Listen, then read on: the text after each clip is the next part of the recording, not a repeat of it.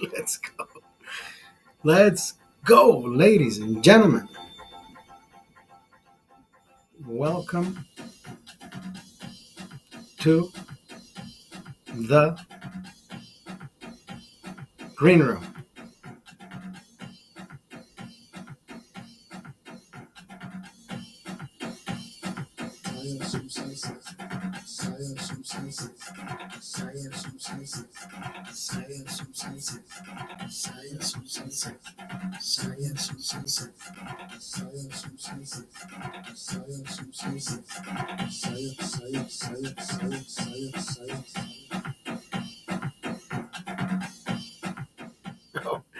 How are you doing? Happy Wednesday. I I am doing exceptionally well.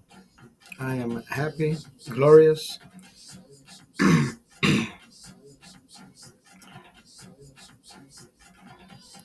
I have a friend who I met a few years ago. I don't know if you remember my friend Scooter. Scooter is the yo Daniel. Scooter is that beautiful soul. He's a Down syndrome kid. Remember that story of the kid who was playing the violin at the entrance of the Ralphs, and I got to meet his family. I'm gonna send you a funny TikTok, brother. Do it. So I got to meet his family, right? But that's how small the world is, right?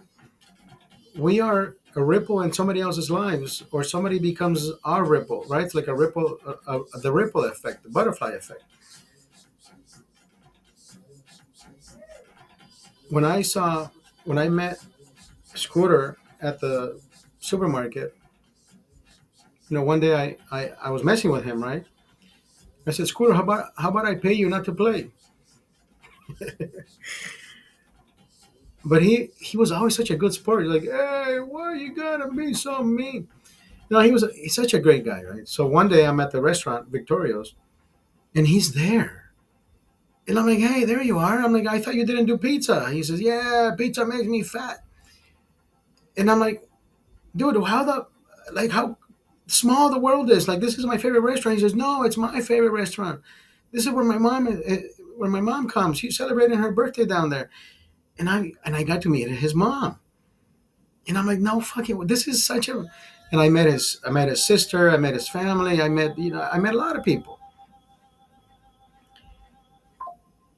I told I told Scooter, I said, Scooter, Mother's Day is this weekend. How about we take your mom to brunch to celebrate Mother's Day? And he was kind of sad, but at the same time he was happy. He said, yeah, but I don't have any money, Oscar. I'm like, no, no, no, no, no, no. I want you to invite her and tell her that you want to take her, and I'll pay for it. So I let her know what I had told, and I wanted her to act surprised, right? She was like, "Oh my God, son, you're taking me to brunch," and we went to brunch. We had a great time, and she paid it forward, and she invited me for Father's Day. And all this time, we've we've ran into each other. I don't know how many times. Many times. We hug each other. How are you doing? How's your health?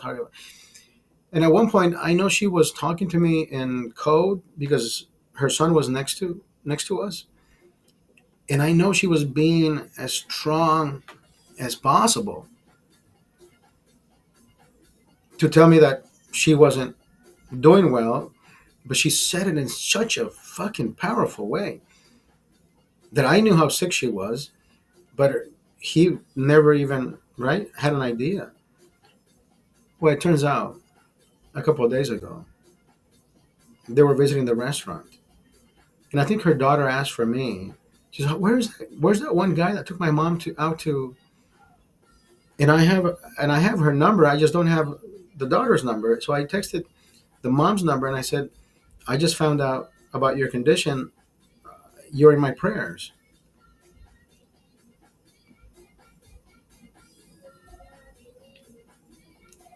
Her daughter texted me from mom's phone saying that I think today they're gonna sedate her at 5:20, whatever time it was, 5:30, and I think she is very very weak.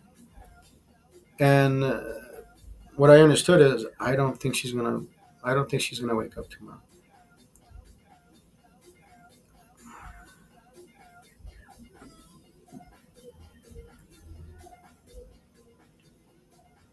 Life,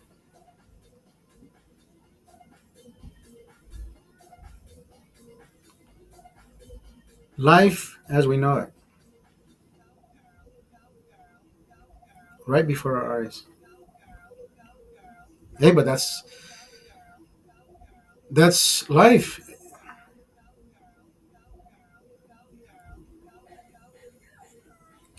It's a blink of an eye, brother. Blink of an eye. So she's down. She's down at the St. Joseph Hospital where my son was born. I just don't have the fucking heart to go down there and be part of. I don't know. I can't do it, brother. I've been thinking about it. I'm gonna send a message to her mom's phone and thank her for being a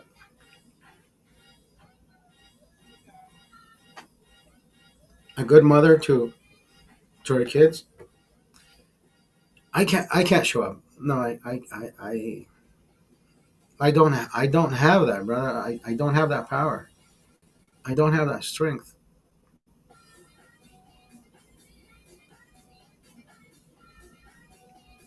But that's hey, that's we just stop and ponder about life's moments and how fast it fucking hits us right before our eyes.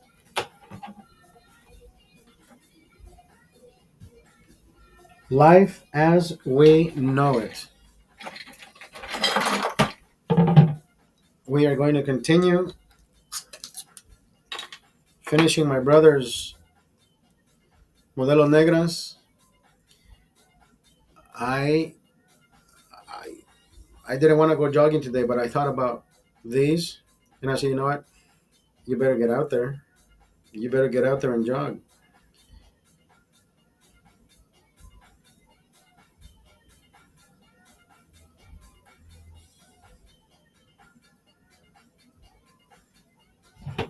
I am thirsty, brother.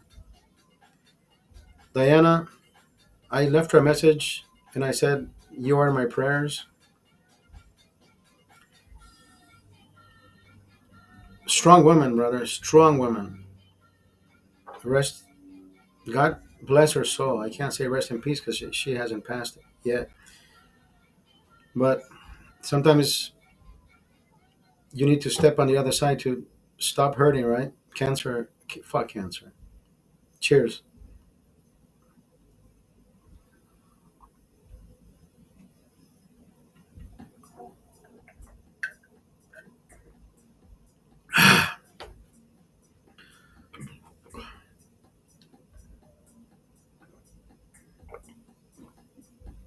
Brother, ice cold. I love putting my beer on the ice.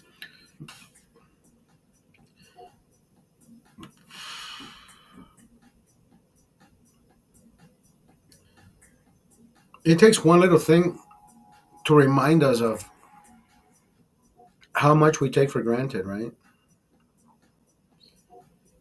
Any deals on Heineken?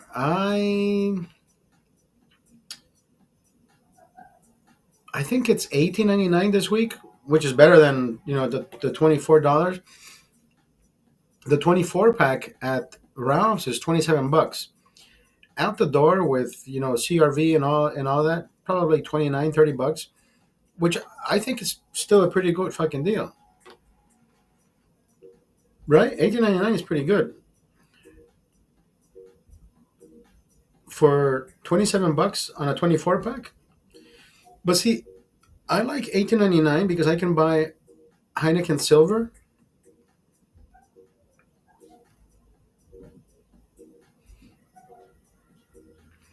I love the cans. It's less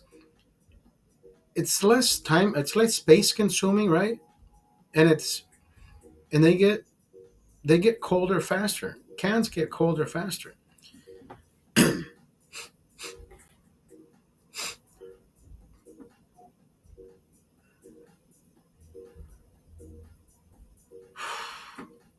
I'm still sweating, brother. I'm still sweating, believe it or not. I'm gonna turn the air on, the air condition, the fan on just a little bit.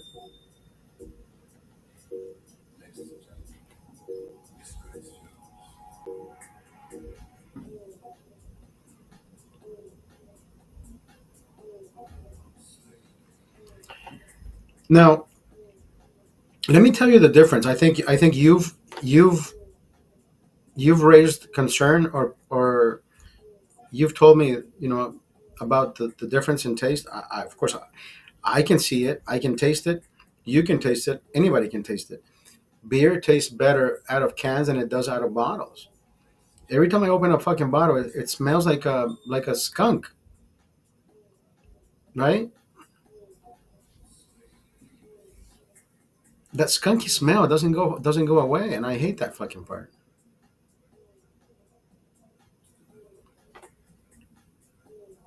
Right? Doesn't get hit with light. Yeah, whether it's natural light or sunlight or any type of light. And I'm glad it comes in a green, but it's just I don't know. There's something about the transportation, the bottling process.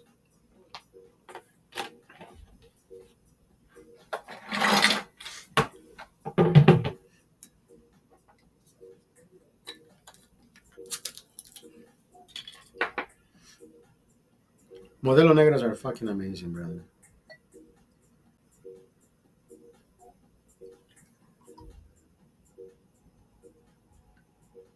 These are my last 6 bottles. I drank 5 last night. Oscar's mom drank one, and I'm gonna drink the other 6. Whether I get thirstier after this, it's only time will tell. Now, I think I have to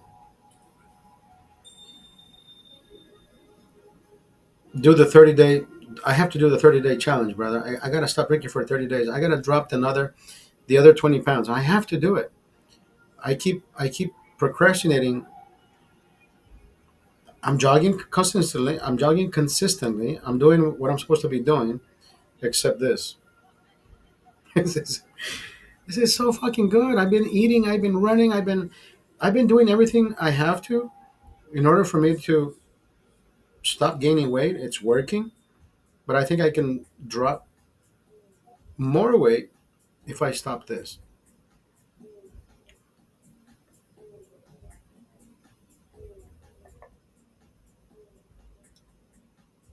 It is so fucking refreshing.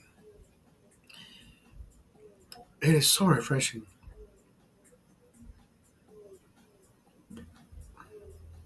My brother was here for a week. I broadcasted from that fucking Airbnb with that fucking pink chair. That room was, I mean, don't get me wrong, probably just I have more light around me. You know what I mean? I have a lit background, so it's not as monotonous as that room was. That room was just, it was just, it was just a fucking boring room. Like I was talking to the camera like I always do, but at some point, even my brain was just like bored out of my fucking mind. Right? These lights here at least are moving. Like there's something happening. There's action. There's something. But in that room, I can tell you, my first 10, 15 minutes of broadcasting, my brain was just going log off, disconnect, boredom. It was the weirdest fucking feeling. I'm like, wait a minute, I have the same energy in the green room.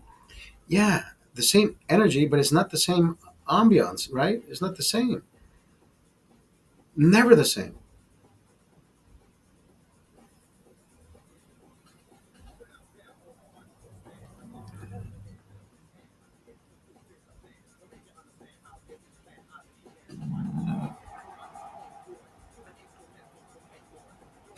What is that? What is that? What is that one beer that I told you that I've always liked? 1664. 1664. That beer, brother. If you have if you haven't tried 1664, that beer, good stuff.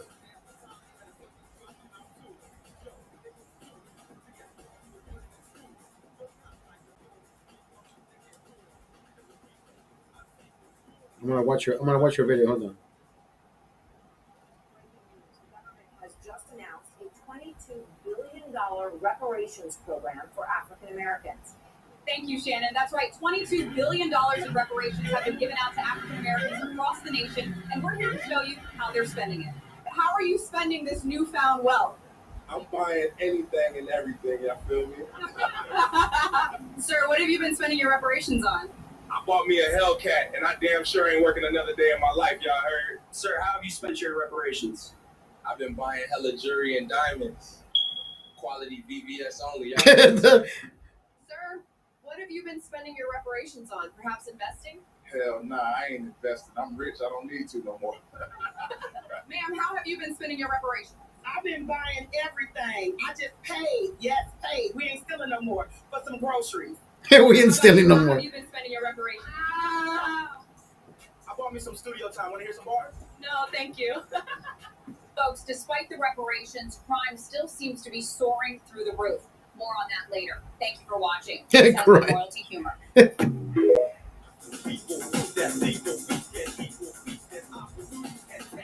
Bro, AI is getting out of hand, brother. Jesus Christ.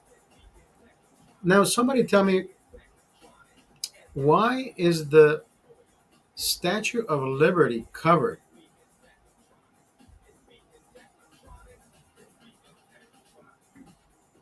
Does anybody know why the Statue of Liberty is covered? Hey Siri, do you know why the Statue of Liberty has been recently covered?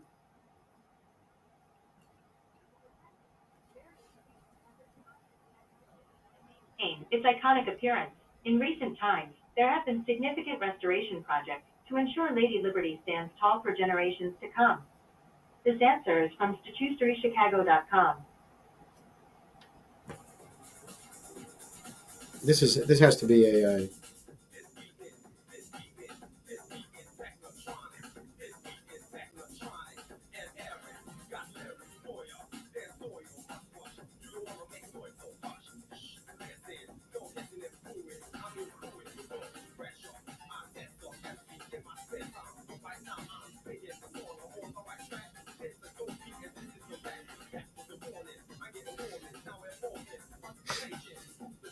No, it has to be. It's AI. There's no news about Statue of Liberty being covered. It's AI. It's very fucking convincing shit. But if you don't do your research, then you know people start making fucking people start making videos and injecting false narratives, right? He says AI will replace everyone. That is fucking, but they look so fucking real, brother. That is fucking ridiculous, right? Everything looks so realistic.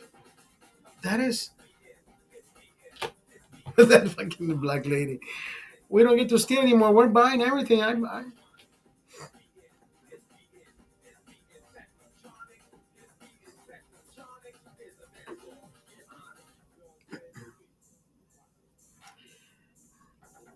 don't know. I think the the sentiment, the value of feeling. I don't think AI can transpose that those Kodak moments. I don't know. I mean, I would have to see it, right? Something something like Fences. I mean, have you watched that movie Fences, where Denzel Washington is telling the son, "Do I have to love you? I feed you." I forget how much of a heartfelt scene that is. I forget what words are exchanged, but it's so powerful, brother. And I don't think AI can do that, right? But then again, I haven't seen that part. Can it be done? I'm pretty sure if you inject the right narrative, the right idea to have that character do, say, feel, right? Have the lip move, like lift an eyebrow to to accentuate that feeling of whatever you're saying, or a little bit of speed, anger, and a little elevated voice, pitch. I I don't know. There's so many fucking things. There's so many things that only a human can do, right?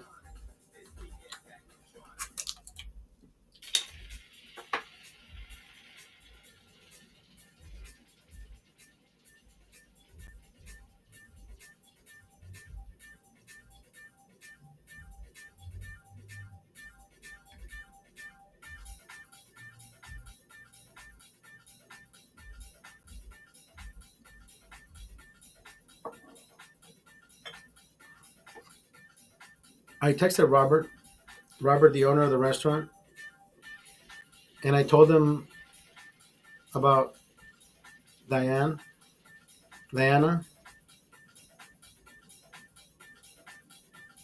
I don't have Lisa's number. He wanted me to send him Lisa's number. I said I don't have Lisa's number. I only have Diana's number. He says no, I have Diana's number. I'm gonna try to find Lisa's number because I think Robert wants to go pay respects.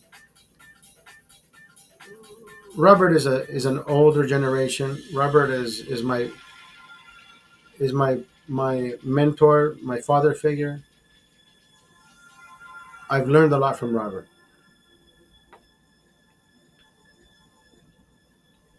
My father is going through another, my father is also going through some shit down in Honduras. Colon, colon, colon, colon, colon, colon. Colon cancer is one of those fucking things that, it's man's worst enemy.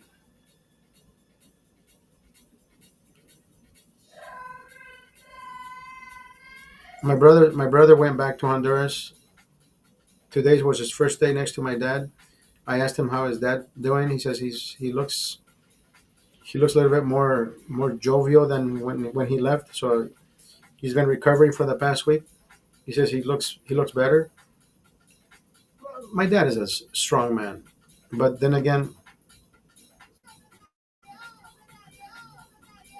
he doesn't want to go through surgery, and I think that's the wrong way to do it. But hey, the old man is as stubborn as me, so I can't say, "Hey, Dad, you want to fucking save yourself?" It's not for me to. It's not for me to say. It's not for me to figure it out. I am my dad's son. I am as stubborn as the old man. I want to do the same thing. I would probably be doing the same thing. let homeopathic remedies fucking do its thing. But when it comes to cancer, I'm like, come on, if you can just get that surgery and have the whatever piece parts removed, I don't know how bad it is, bro. I'm just giving you an idea of what I think is as invasive as it should be. But if my brother says he's feeling better, I believe him. But then again, we don't know how bad people are inside. Like people look at me, it's like, dude, you look like a fucking healthy animal. Like you can fucking lift up a car. You know, like yeah. Last time I checked, even fucking broken crayons can color the same, right? Damn, dude, you're doing fucking 7 minute mile. Yeah, but inside, once I come back home, I am falling apart, and that's because I share it with you, right? I've been sharing everything that I can with everybody who is willing to listen because we all go through the same. We are not going through walls. We're not going around problems. We're not no, we are dealing with real life shit. Do you have debt? I have debt. Do you have problems? I got problems. Psychologically, physically, emotionally. It doesn't matter how you put it. Nobody's better than anybody.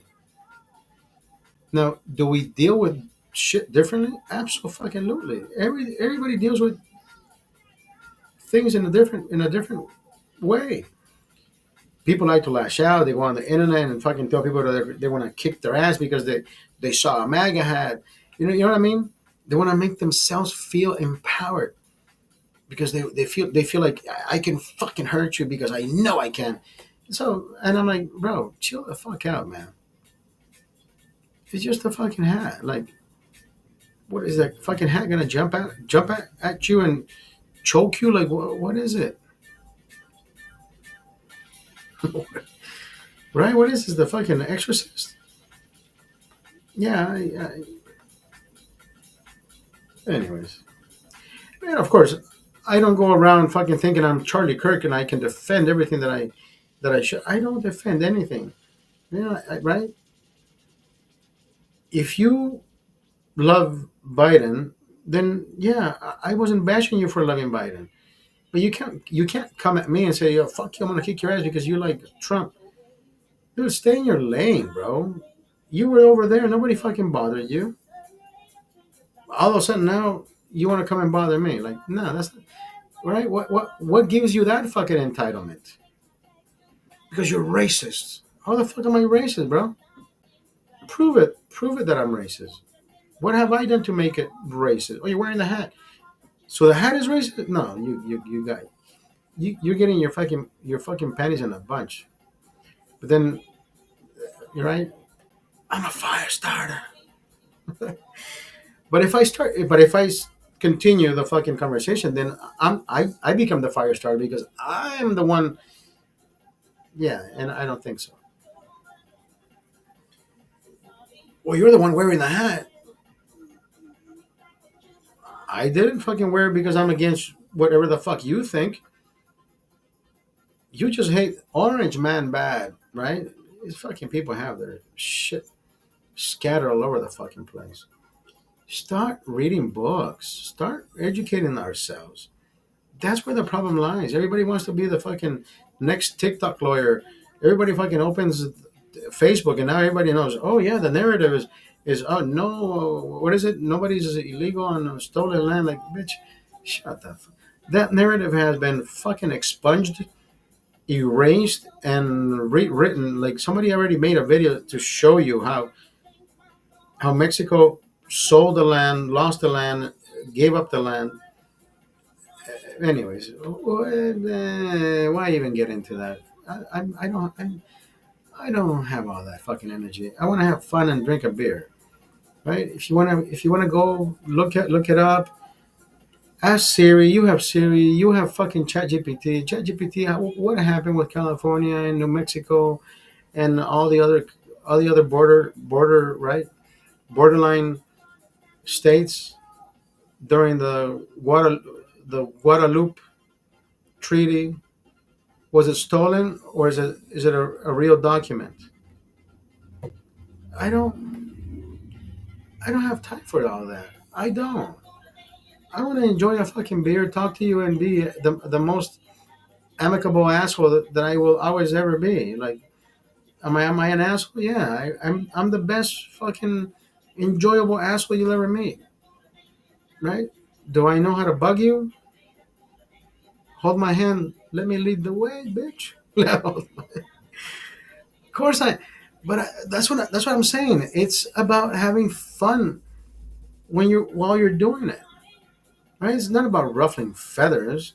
That's the fucking last thing I want to imagine. Me going into okay. The idea of becoming a comedian or this, right? Having your own show. Like I've had my own show for the past 3, 4, 5, whatever the fuck. I haven't kept track. Do I have anything written down? Absolutely not. Do I have anything on a teleprompter? Absolutely not. Do I come up with ideas? Here we are, 31 minutes and counting, and there's nothing written down. There hasn't been a day there's been days that I think about shit. Like today, I told you about Scooter's mom because I have that in my heart. I have that in my head. I have that in my mind. That I need to share that with you. And I need to get that off my chest to make myself be a little bit more, I don't know, more. It's not about being self-centered because I know I have that. I need to be more of a fuck. I can't be a robot. Right when I talk about death, a friend's mom passing away of cancer, and I can't just say, oh yeah, let me report the news. No, it hurts. That's why I pause and I think about how to say it without hurting.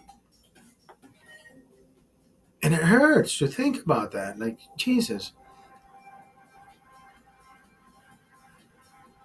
Life comes at you so fucking fast. You don't know how beautiful your life is until you find out that somebody close to you has passed away. You're like, holy shit, like, no.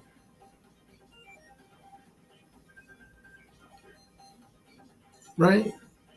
Yo, Captain Nemo in the fucking house. Yeah, we all have that, brother. Even we can all agree to disagree, right? Obama did it. Clinton did it. They put people in cages. Now people are being wrangled up like they're fucking cattle, and you're like, what the fuck is going? Like, wait, whoa, what is going on? Like, right? I can see that happening. See, it wasn't aired before, but now that it's aired, I'm like, holy shit! Like, we get to see the fucking real shit being videotaped, recorded. That's what was happening before. Probably worse. Imagine if these fuckers are doing that kind of physical, right?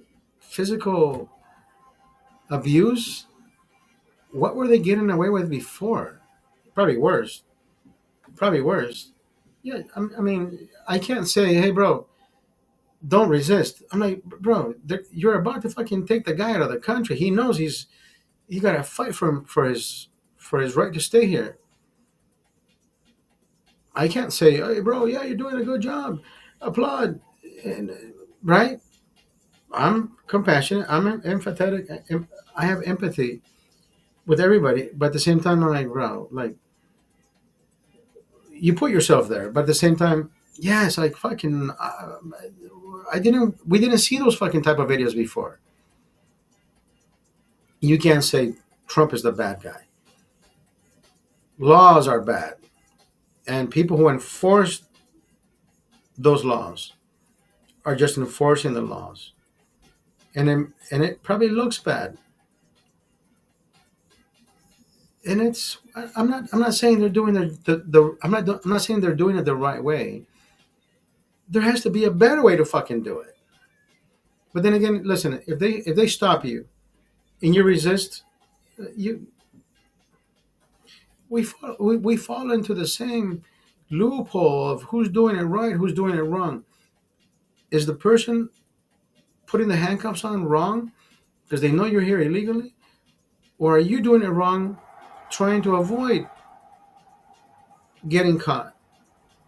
And it becomes a tug of war because you have a heart for the people who are here, and I'm like, hey, they're doing their job. Like, God forbid a fucking man just does his job.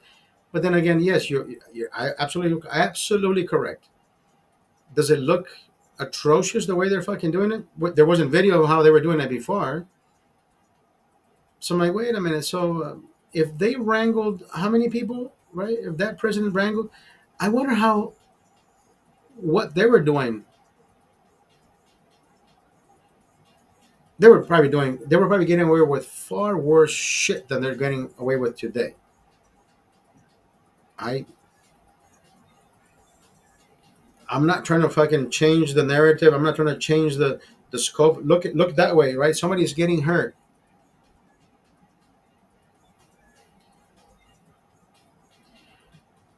The covering of the faces, I totally understand. It could be your fucking neighbor doing the job that they don't want to fucking do, but they're getting paid for it, right? Imagine if you find out that they were your neighbors. You're like, oh motherfucker, you call your fucking friend and say, hey, guess who is that one guy that I saw doing that job?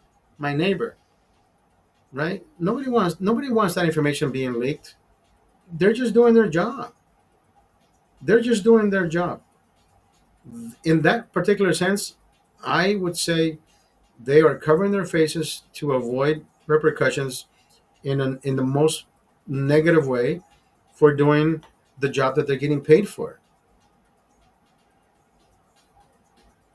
That's all they're doing. They're executing a job that they're getting paid for. If you see somebody taken, I don't I don't know how they target these people. That's a different story, right? That's a different story. That's a different chapter, a different dialogue. Why do they only target these type of places? Why only right? There's a whole fucking slew of question marks down the fucking notebook. They know something that we don't know.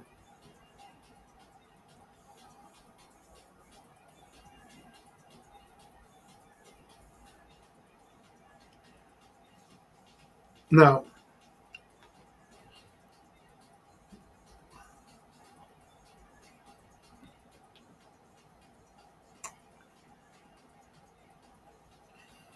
they don't have to do the job if they disagree with the job.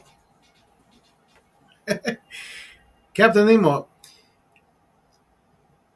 I'm not laughing at the comment. I'm just laughing at me saying I'd probably say the same thing.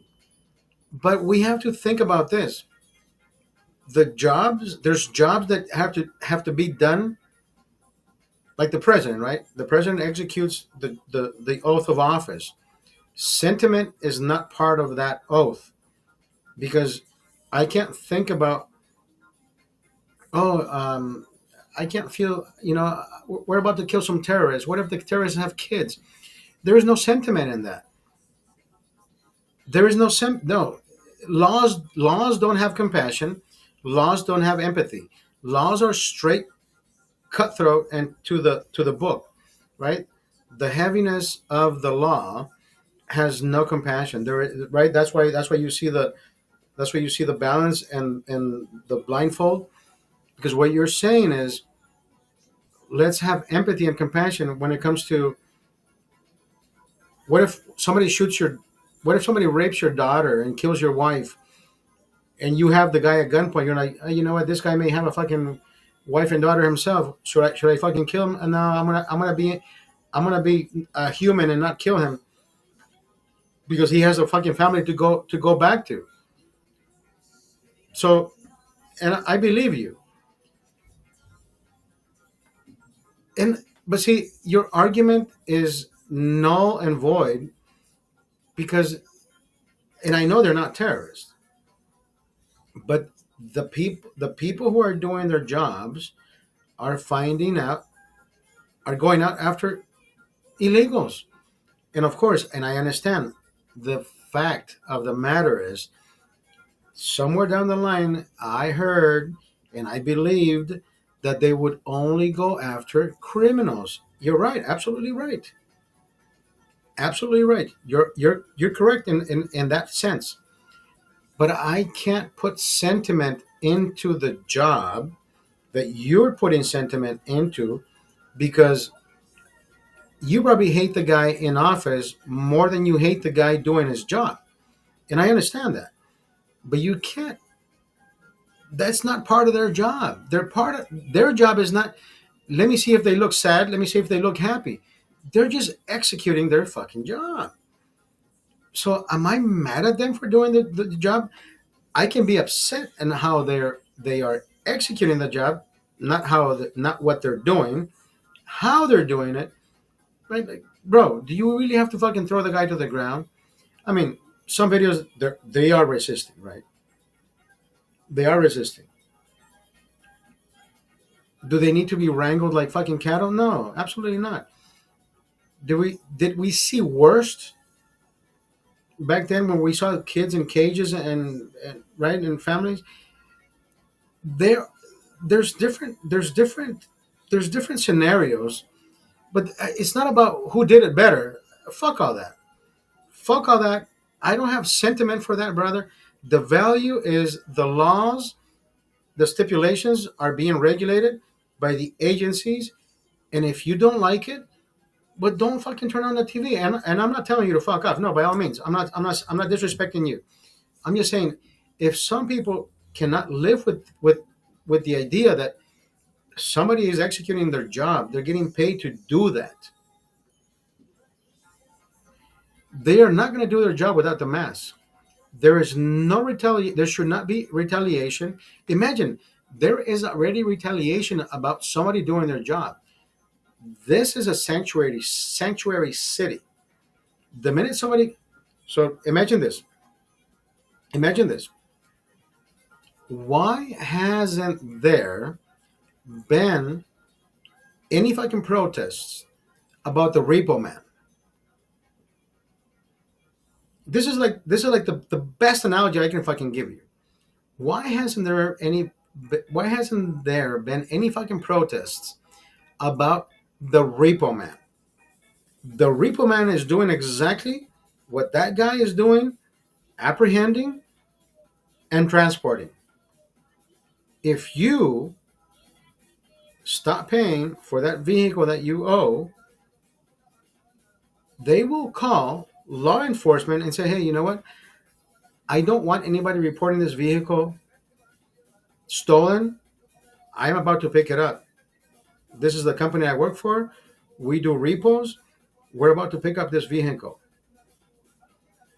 If anything, they can fucking call for backup because that person became irate, came out with a fucking gun. They're like, you can't take my shit, whatever, right? Even though they have fucking lift up the car and like, bro, I gotta take it, bro. I'm doing my job, right? But law enforcement today, even though they're saying, hey, brother, we're about to execute a raid in this apartment building because we're looking for these two people.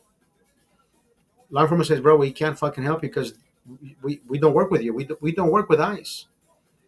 So now that's why the president had to step in and say, hey, if the local sheriff's office and the local governance, local law enforcement agencies don't want to fucking work with you to defend you, not from what's about to happen, but from people being upset. Crowd control, right? So guess what? Now we have the governor upset. Oh, you shouldn't have called the National Guard. Well, you didn't. if you're not willing to fucking help with the issue, the president is going to help the issue help itself. Now you can't be upset about that. That's the way laws work. Am I mad at should I be mad at anybody? I should be mad at the fucking governor for being a fucking bitch and not executing his fucking job. Why can't he just say, hey, you know what? We're not gonna fucking help you. But he hasn't said that. But that's what is happening. We can't help ICE. No, we already know that you're not helping ICE. But see, I have to leave sentiment out. Do I feel bad about the people getting taken away? Brother, by all means. Somebody's father, somebody's brother, somebody's uncle. I understand that part. But that person executing their job, they're doing their job without, they have a heart, yes. But they can't say, hey, bro, let me ask you, do you have a fucking daughter, son? How many kids do you? No, that's not their job. Their job is, bro, Juanito, Miguelito, whatever, boom, take him out. Now, let's say you are driving home, had a few fucking beers, right? DUI. Cop stops you and say, hey, bro, you know what? You have a kid in the back. I got to take you to jail. So now you're going to be upset at the fucking cop to separate your family? You were in the wrong because you're way past your fucking alcohol limit. They take you to fucking jail. Your kid gets taken to CPS, child protection services. So you see what I mean? That cop is not gonna fucking think, oh, you have a kid in the back, bro. You know, keep going. God help, God forbid, a fucking cop doing his job. No, when it comes to executing laws, you have to leave sentiment out. That person executing that job was hired to do the job, not to fucking ask and say, hey, bro, you have fucking kids? Do you have a family to sustain? No, that's not their job. That is not their job. And if you feel bad about them doing their job, then all you have to do is turn off the radio, turn off the TV, turn off reality around you, because I know it's going to hurt you more seeing somebody else do their job than you accepting reality for what they're doing while they're executing their job. I feel bad about what's happening, yes, but at the same time, I will tell you right now, if they're getting caught, is because apparently they weren't supposed to be here. Does it hurt me? Yes, bro. Why didn't you fucking just stay home? Oh, well, somebody has to fucking feed us. I understand that. But that person who caught you can't fucking, they're not going to ask you, hey, bro, how many kids do you have? I gotta feed a family of 4. That is not their job. If you cross the border for a better living, for whatever reason it was, and if you get caught doing something bad, now, as a matter of fact, now you get due process. Now you get due process. Now it's a speedy process, but it's getting.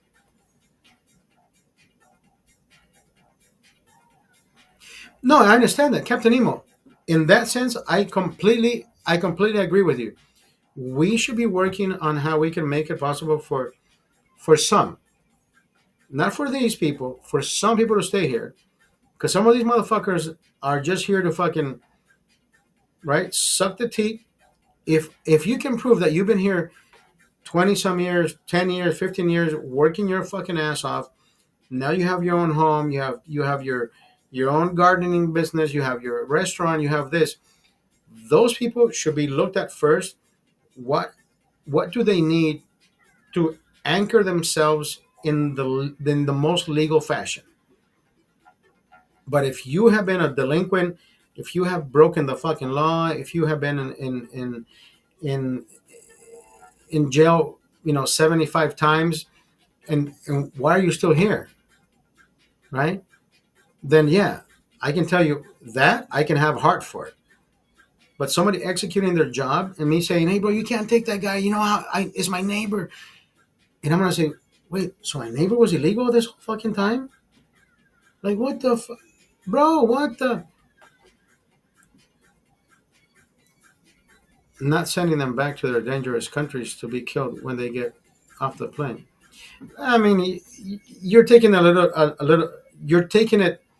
You're adding your sentiment to the story, and I understand that. I don't think anybody's getting killed back in their countries. Like if you're going back to El Salvador is like the fucking safest country to be deported to. But then again, if you get deported and you are the bad guy, you're not gonna get deported into the general population. You're gonna get deported into jail, right? And I get it, and I get it. When it comes to the people, like you said, I understand that. I cannot be mad, and I cannot put my emotions into play because that person got caught being here illegally, right? And I totally understand that part. I totally and wholeheartedly understand that part. But I can't fucking start yelling and throwing rocks at the fucking guy for them executing their job. California has not done their due diligence. Not the governor, not the mayor. These fucking people couldn't fucking stop a fire. Was the fire here illegally? They couldn't even fucking stop that shit. So I mean, there's so many ways, so many directions we can agree to disagree. But then again, it is not about hurting each other, right? It's about looking at the facts. What's hurting us most? Miscommunication, right? And I know you're trying to communicate your story because you're typing, and I understand that. And I will never read anything in a negative form, and at least I won't try to. At least I won't, right? Not that I won't try to. At least I won't. I guess that came out incorrect. I won't use whatever you type. I won't use it against you. That's what I'm saying. Because everybody's concerned, brother, and I understand that. Concerned is the key word. Now, sentiment and all that, everybody's doing their job like they're supposed to. Does it hurt you watching that? It hurts me too. But I can't be mad at them for executing their job like they're supposed to, right?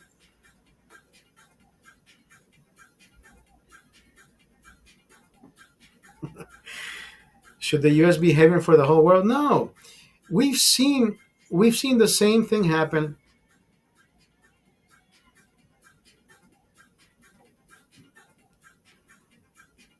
What is hurting us most? Not these people trying to do their lives in this country. And I know that, brother. And I know they're not. I know they're not trying to fucking hurt anybody. But now imagine this. What if you start going to the local Target, say, hey, you know what? I haven't had a job in the past 3 weeks. I'm short a few bucks. If I can steal 2 or 3 eggs a day from Target and not get caught, but somebody's watching, right? Somebody's watching, and at the same time, somebody's watching. You be getting away with stealing for I don't know how many, right? Until they catch you and say, hey, bro, we can prove that you stole this much. We have video, we have proof. So now we gotta fucking take you. We gotta take you to jail. So you think there should be a sentiment? Say, hey, bro, at least you fed your family. You know what? You're good to go. You broke the law, right? See, I try to make an analogy to make people understand that it doesn't matter how good it seems what you were trying to do, but it's still about breaking the law. Does it hurt us? Yes, it hurts us. It hurts us watching that shit happen. But at the same time, somebody somewhere down the line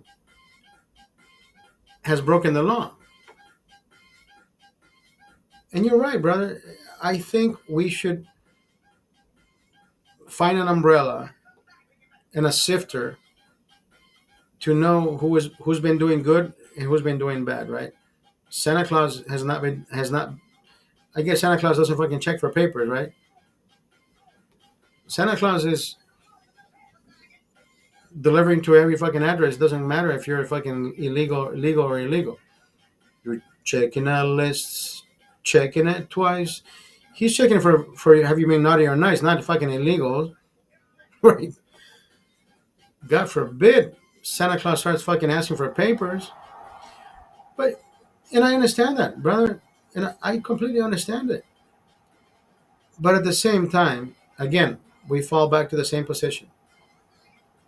People sometimes have been getting away with illegal shit, and it only hurts us, right? It impacts us, and we feel empathy towards the event happening, but we don't know what was happening in the past. Like, oh shit, this guy was fucking drug dealer for how long? You're like, what? But he's a good guy. Like, what the? No fucking right. So the truth comes out, brother. Sometimes we try to be as blind as we want to, and sometimes people in front of us have lied to us this whole fucking time until the veil comes off. So and I completely understand it. I understand every version, every story where it comes from, because I there's people who say, hey bro, so what's up with you and Trump? I'm like, what do you mean? I just think he's a fucking good president. What about these motherfuckers who are covering their faces? Well, they're doing it for a reason. They're protecting themselves. What if you take a picture of this one fucking guy and say, hey bro, out on the internet, guess who's fucking picking up people? This guy. You're like, oh shit, I know that guy.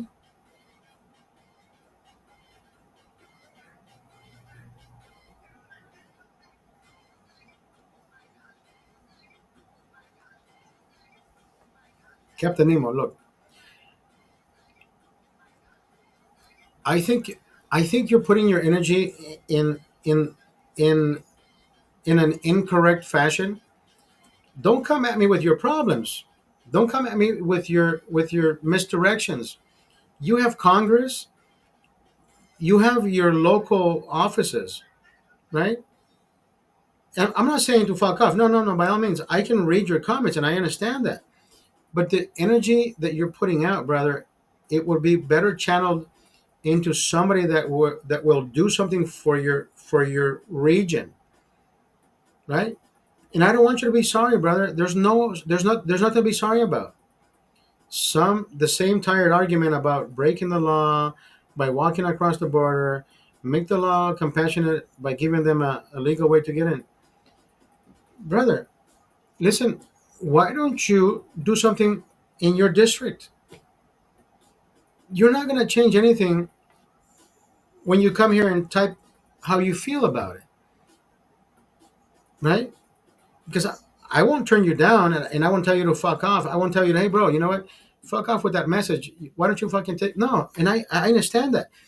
But why don't you take that same energy and project it into your district and where you live? Take it to Congress and say, hey, bro, what the fuck is happening? Like, why are we doing this? There has to be a better way. I'm not going to channel it for you because I don't feel the same way you feel. Am I against you? Absolutely not. I wish I could be for you, but I don't have that energy because I can't think like you think the same way you can't think like I think. We're not here to think the same, but we're here to respect each other's views. First Amendment right. I'm not gonna fucking block you and say Captain Nemo's being a fucking negative bitch. He fuck the Debbie Downer. No, bro, you have a fucking valid point, and I will always give you the platform. You have a valid point. We all make valid points, but it's not about me going against you. At this point, I think you're going against me. But at the same time, again, I won't roll over you just because you go against what I think is is whatever I think the agencies are doing for the government. If I think the agencies are doing perfectly fine, you're gonna say, you know what, this guy's fucking nuts. He's fucking crazy. He's against everybody. I'm not against it. I already told you. I side with you. I side with your ideas, but at the same time, I don't have that energy and to have that idea to project it. If you have that idea, project it into your district. Call your local governor. Send him a message. Send him. What can we do? Where do we sign? There has to be something that we can do for the local vendor, for the local, flower vendor at the corner. He gets harassed. He and I know it's not personal. I never said it was personal. I'm just saying that if you channel that same energy coming on here, right? Or maybe you have. Who fucking do it? Maybe you're doing both, right? Maybe you're just sharing the information that maybe you're sharing the same energy that you already executed somewhere else, and then I would have twice the respect for you, but that hasn't been transposed. You haven't given me that information, right? Fucking God forbid a man assumes.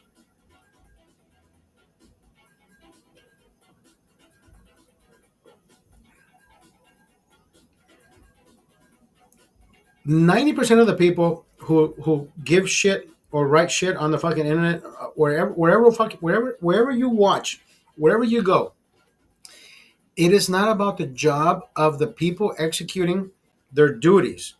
It's about Orange Man bad. They hate the fucking man in office. 9 out of 10 people, they hate the man in office. 77 million fucking people voted for that fucking man in office. So your ideas, your ideologies, your thoughts, your personal beliefs are yours. And I'm not against you by all means, brother. Again, this is your platform. I will read every message that you post. But at the same time, I have always said, I have always liked a healthy argument, whether it's right, whether it goes your way or my way. Right now, it's going your way because I think you make a valid point about everything that you have written, brother. You have the right energy, but I think you're giving it on the wrong platform because you're not going to change my mind on how you think. I can agree that yes, there's many things that can be changed to benefit that person who has been here for that long, that has been, allowed to stay here, or God forbid they get caught and then they're no longer allowed. But they've been doing their due diligence, right? Paying taxes, working, doing this, staying out of the under the radar. Yes, you're absolutely right. There's some people that need that umbrella to give them that path to citizenship. The kids are born here, right? There's so many ways we can go with this conversation, but I think we're going in the right direction. I'm not throwing you under the bus. I'm not rolling the bus over you. You're not doing anything against. But at the same time, your local office, whether they have a fax, whether they have an email, take this. You can copy this and talk to ChatGPT and say, hey, can I give you this transcription of what I wrote, with the Heineken man on his. This is the transcription. This is what transpired. Can you make anything out of this so I can send it to my local office, there's more positive than there is negative. But what can you take? What can you make of this? There has to be something I can send to my next whatever senator, governor. Help me do something, brother. ChatGPT is one thing that I discovered, and it will forever and ever help me not only become better in how I say things, but at the same time on how I discover things. Right? Because many people on that fucking internet was the minute you step in and you say something against them, they block you and they tell you to fuck off. And I don't do that. Unless you are that POS that just comes in and just wants to be belligerent and hey, nice double chin, bitch. No, that's not an argument. Now you're just being fucking offensive, right? Offensives when people cannot commence an argument or cannot even relate to an argument and start with the offense with the offensive actions and the name calling, then yeah, that's all. If that's all you have, I don't have time for you, and I don't think you should. You know what I mean? I don't think you should be here. And trust me, there are so many of those motherfuckers. On, I found them more on TikTok than anywhere else. Does it bother me?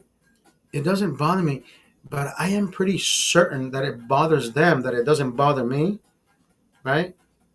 Because I made a few videos on TikTok and I'm saying, bro, if a fucking red hat really bothers you that much, then you should start checking yourself, right? Check yourself before you wreck yourself. Because if a hat, I posted a picture of me in front of the Dodger Stadium, in front of not inside, outside the Dodger Stadium, a red hat, MAGA hat. And I have gotten, brother, I've gotten even, I don't want to say death threats, but yeah, bro, nobody has said, I will end you, but somebody will say, I will fucking leave you handicapped. And I'm like, dude, I already have a handicap. No, but somebody said, dude, you will leave not walking. So I'm like, bro, a fucking hat? You have hatred towards it? I think the problem lies with them, right? Imagine what kind of trauma they went through when they were kids. Who fucking bullied them? Now they grew up thinking that they can fucking exert that negative energy on just anybody? Right? Who are you? You're a fucking thug? Gang member? Or you're just fucking a little fucking Debbie Downer, a negative bitch behind the fucking keyboard. And I think 9 out of 10, just a negative bitch behind the keyboard. Right? Not even gang members think like that. Behind a keyboard, motherfucker, I'm gonna fucking kick your ass. I'm gonna leave you paraplegic. Keyboard warriors are little bitches behind their own fucking. They don't even have a profile picture. I have a profile picture. It's me. I have nothing to hide. This is me. I say this. If it hurts your fucking feelings, then it's not me. I'm not the problem. It's you. Right? You're not well educated. You haven't gone to school. You listen to fucking TikTok. You listen to fucking Facebook. That is your education, and that's where the problem lies. Is that my problem? Absolutely not. You probably have a mugshot, but you call the president a fucking felon when you have a criminal fucking.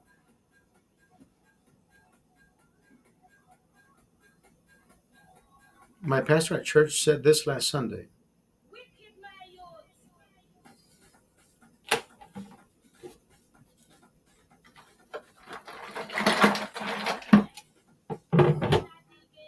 Are you gonna give me the the transcription of the message? Because I see I see two dots. Like, are you gonna fucking? Am I gonna be the pastor here, reciting the word of God now? Reading it.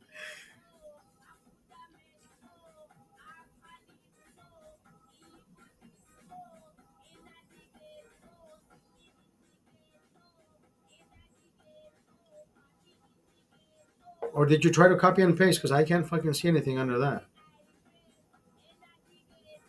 Or are you saying that that's what your pastor said? What I just said? I don't know. Okay, here we go.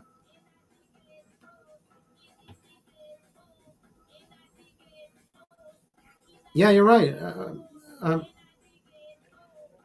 People people tend to go to violence when they can't speak their argument. That's exactly my fucking point. You're like, fuck you, I want to kick your ass. I'm like, bro, why don't you get behind the camera? Don't be fucking violent. You wanna share your message? Get behind the camera. I get behind the camera. Does it bother me getting behind the camera? I mean, I felt uncomfortable at one point. Here we go. Here we go. So the pastor at church this last Sunday was the antagonism of Jews and Samaritans was strong in Jesus' time. It highlights the worst of religious intolerance and racism.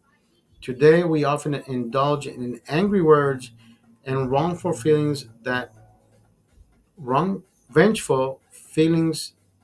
Wait. Today, we often indulge in angry words and vengeful feelings that on us. That doesn't make fucking sense.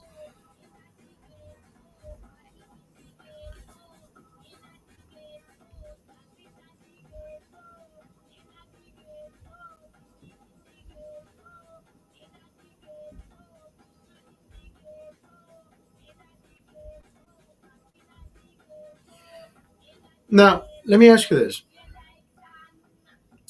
How many people from your church actually know what Jews and Samaritans were? Right? I don't. I think probably half the congregation knows what fucking Samaritans even are. And probably half the congregation are actually Jews. So whether it's for or against, why don't most pastors use use the Bible as the word of God, but teach us life events to compare to what we're dealing with, to what was dealt with back in the day, right? Because when you use the antagonism of Jews and Samaritans was strong in Jesus' time, give me a fucking better example of that. Better example of that today, right? Half the congregation probably can't even fucking afford a Bible, and if they do, they were probably given a Bible. They read it, they don't fucking understand it. Layman terms, the Bible does not have layman terms. It doesn't even fucking have a glossary, right? You can't go back and say, what is a Samaritan? What does it mean? Where do we go to find out? Were the Samaritans powerful? Were they killers? Were they bad people? Were the Jews bad? Were they good at one point? Were they turned bad? Right? The Bible doesn't fucking say any of that. That's what I'm saying. Where does the antagonism come from the same pastor reading the scripture, but not giving a definition of what they're actually reading?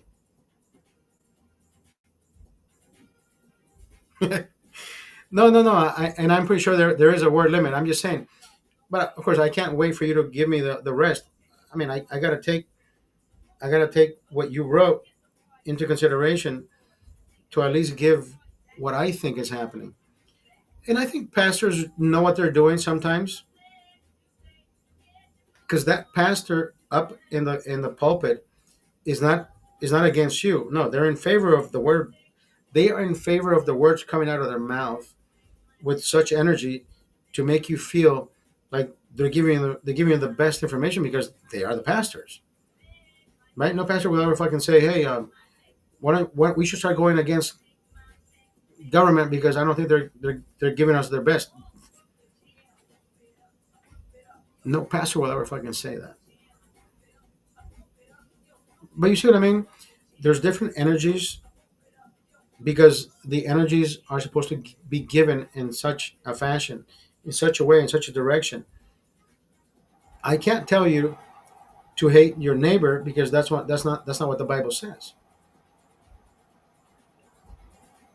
But I can read a message off the Bible to tell you how to educate your neighbor. I'm giving you off the top of my head because I don't know the fucking Bible. But if the pastor says, then it must be true. It's about you know what I'm about to say. Everything is about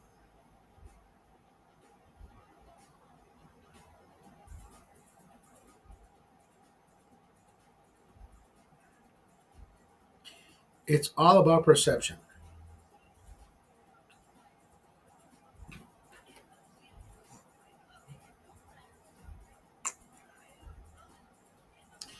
Everything in life is about perception.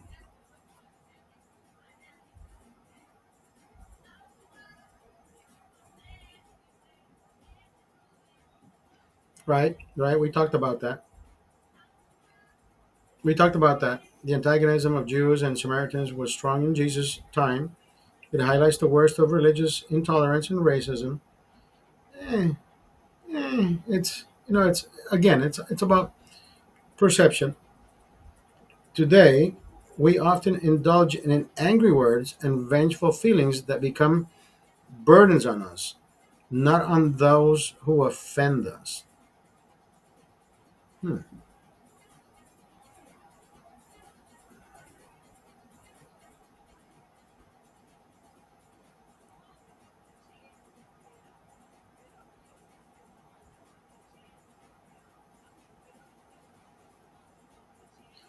As long as we want revenge and withhold forgiveness, we are wasting energy and holding God at bay.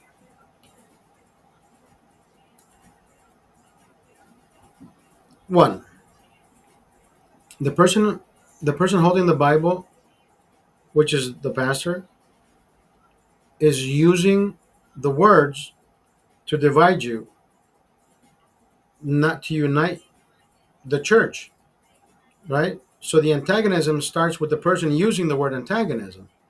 Because if I read that again completely, that pastor wants you to think that you're divided and will never want you united. I don't know how he said it.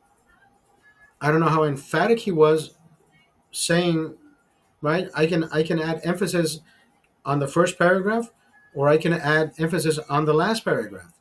It's about how you say it, how you deliver it, right? This is not a fucking Hallmark card, right? This is not about getting lost in translation.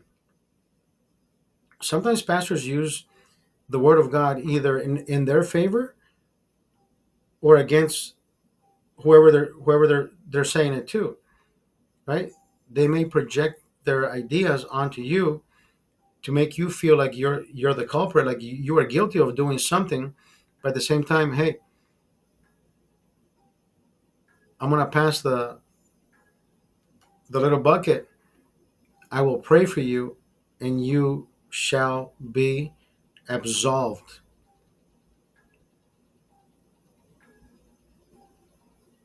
No, you're right. I love the messages that are shared. I just don't know how emphatic that person was when they read it. It's a great fucking message.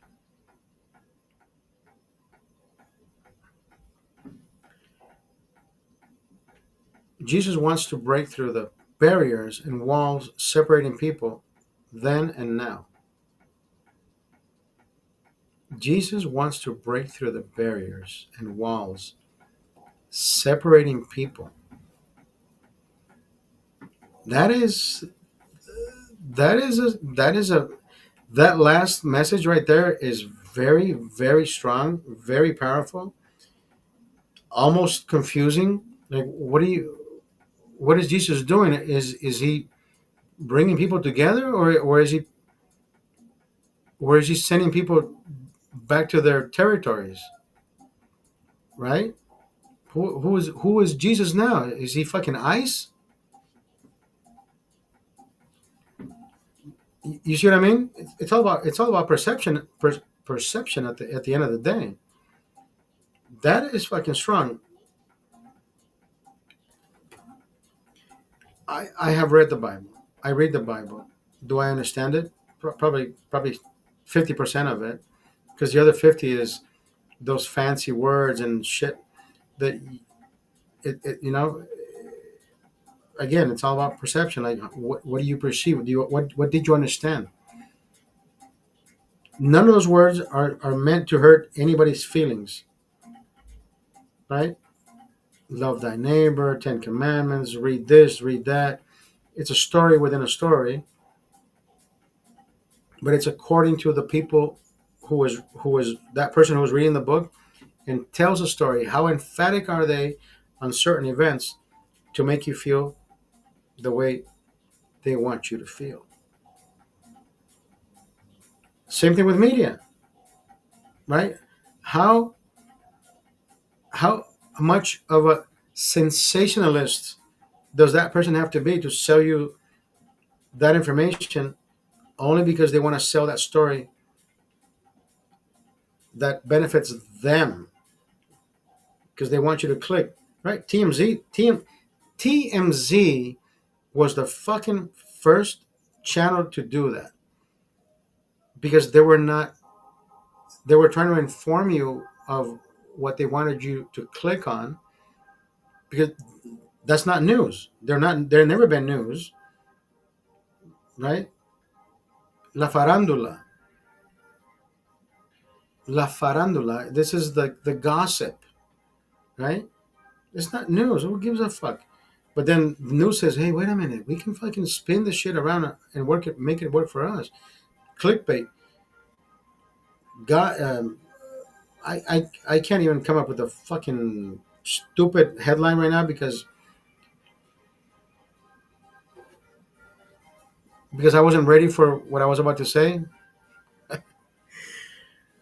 right? But the media started doing that. They give you a fucking headline that doesn't even entail. It doesn't even encapsulate the reality of what they gave you to click to inform you. Kim Kardashian hates black. And then you click on it. Oh my gosh! What she's only slept with black, and she's like, I walked into the store. They gave me black coffee. I hate that. They should have fucking added what I wanted, and they were out of ingredients. You know what I mean? So you're like, wait, she doesn't hate black. It's black coffee. Motherfuckers, you make me fucking click on a shit that doesn't even fucking interest me. You see what I mean? So there's different nuances that happen in life to make you upset. They either make you upset or make you like the story, because that's how easy we are manipulated. Same thing with going to church, brother. The person behind the pulpit who's giving you the information, God's words, he may add emphasis on certain things for his benefit. I've read it. I'm not at liberty to say, or to even come here and say I don't think we should be reading that book. No, it's up to you. You either love the book, read the book, understand the book. I love God. Do I have time to read all those fucking words? I don't.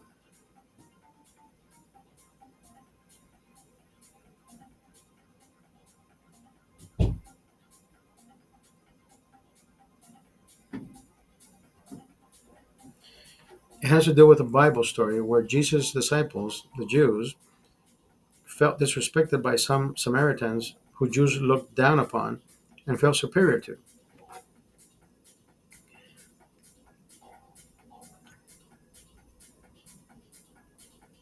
That's a strong message right there,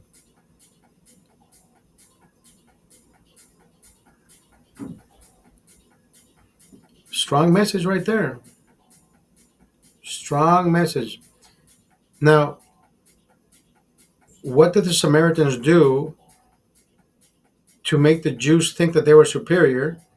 Or what did the Jews think about the Samaritans? Or how did the Jews think that they were better than the fucking Samaritan? Right? And I'm not trying to spin the word around because I can give a fuck. I can give a fuck about what the Bible says. I care about reality today. What do you think about your neighbor? Do you think your neighbor is better than you? Without knowing what religion they are, without even bringing that into consideration. I am no better than anybody that is next to me in any fucking room. We're all the same people. We have all had the same opportunities. If you're standing next to me, that means wherever you come from, whatever trials and tribulations you've gone through, I've probably gone through the same. But we're standing next to each other. You're either in front of me, behind me, you're either purchasing, right? I'm either getting in line about to pay. You probably spent more than I did. Maybe I only have enough to spend this much. But at the same, we're on the same fucking common ground.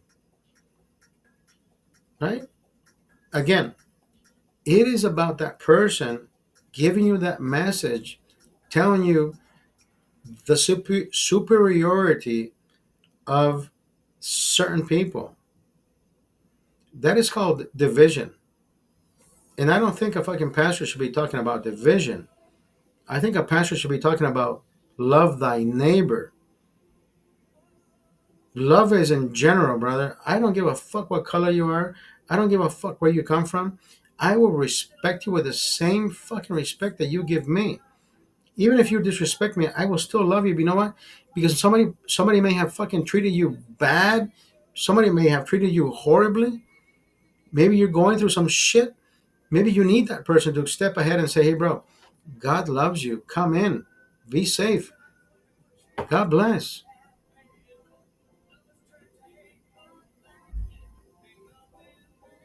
Words can be fucking manipulated. I don't manipulate anybody. I don't manipulate words. I don't manipulate actions. I am a man of faith, and I am a man of my actions.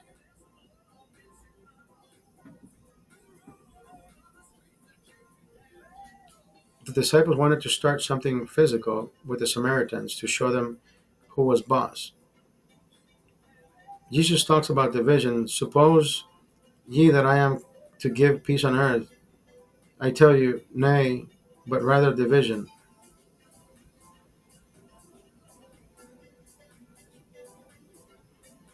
Jesus told the disciples that they were misguided in their thinking. He is talking about love thy neighbor. But, right, my point exactly. My point exactly. Now, again, I can give you, I don't know what the scenario is, and I don't know what the scenario was. Well, how is that pastor giving you, how is that pastor feeding you that energy? Is it emphatic about hate? Is it emphatic about division? Or is it emphatic about fuck all this nonsense? We should all get along. That would be my message. You know, I don't give a fuck what color you are. I don't give a fuck where you come from. Do you speak English? I don't care. But just don't come at me saying that I didn't fucking tell you so. If you speak both languages in this fucking country, you will find better outcome when it comes to getting better jobs, right? And it's not me dividing anybody. Oh, so you only like people who speak English? No, I never said that. I said you will have better opportunities if you fucking speak both. But then again, people have their own fucking right ideas of, oh, I've been disrespected by people like you. I said, no, bitch, I'm not your fucking boss. Your boss probably disrespects you the way I said the things I said, but they're not paying you enough. I can tell you, if you speak both languages, there's a job somewhere that will pay you better. That boss that you have, it probably is, and it has always been a fucking piece of shit.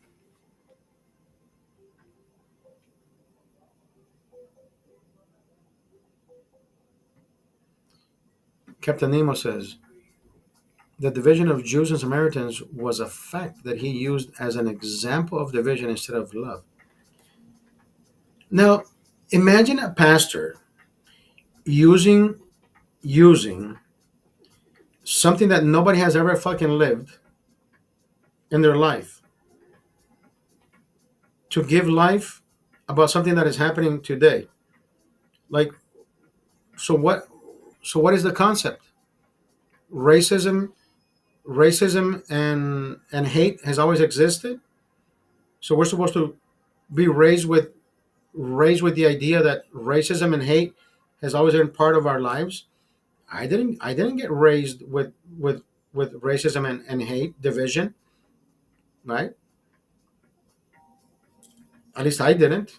But imagine your pastor is feeding you the bad energy. At least I think so. Am I saying your pastor is wrong? Am I saying your pastor is incorrect? I think he's feeding the people exactly what they need because it's been working for his congregation. If it had not worked for his congregation, he would already change his narrative. But apparently, what you just shared with me has been working for his congregation. So he has people thinking that division conquers. And I think that's fucked up. I think that's fucked up.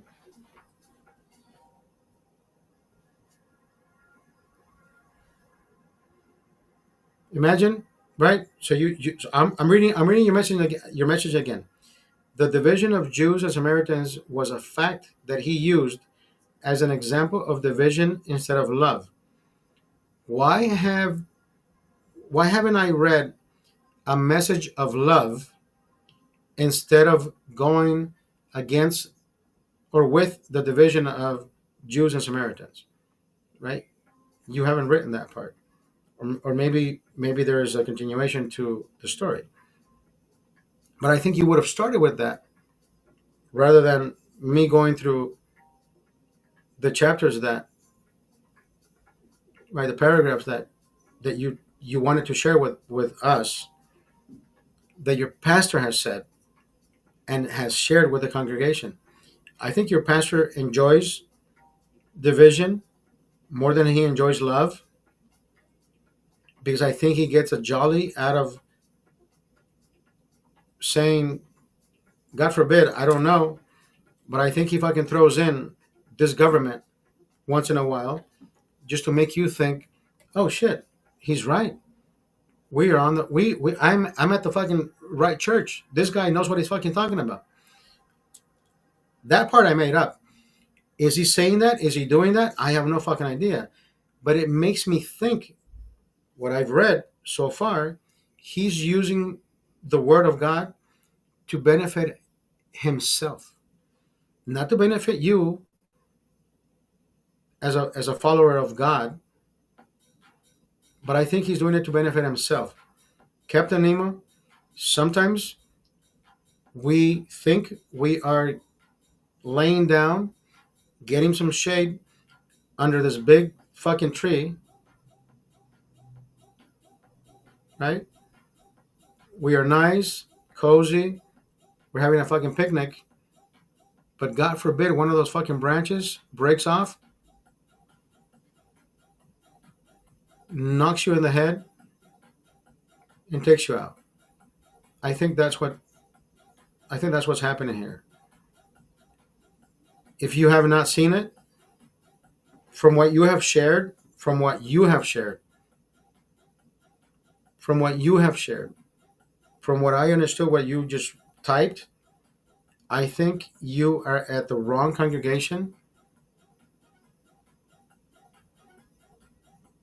Maybe he throws in the little innuendos about politics. Oh, this president is not good for us.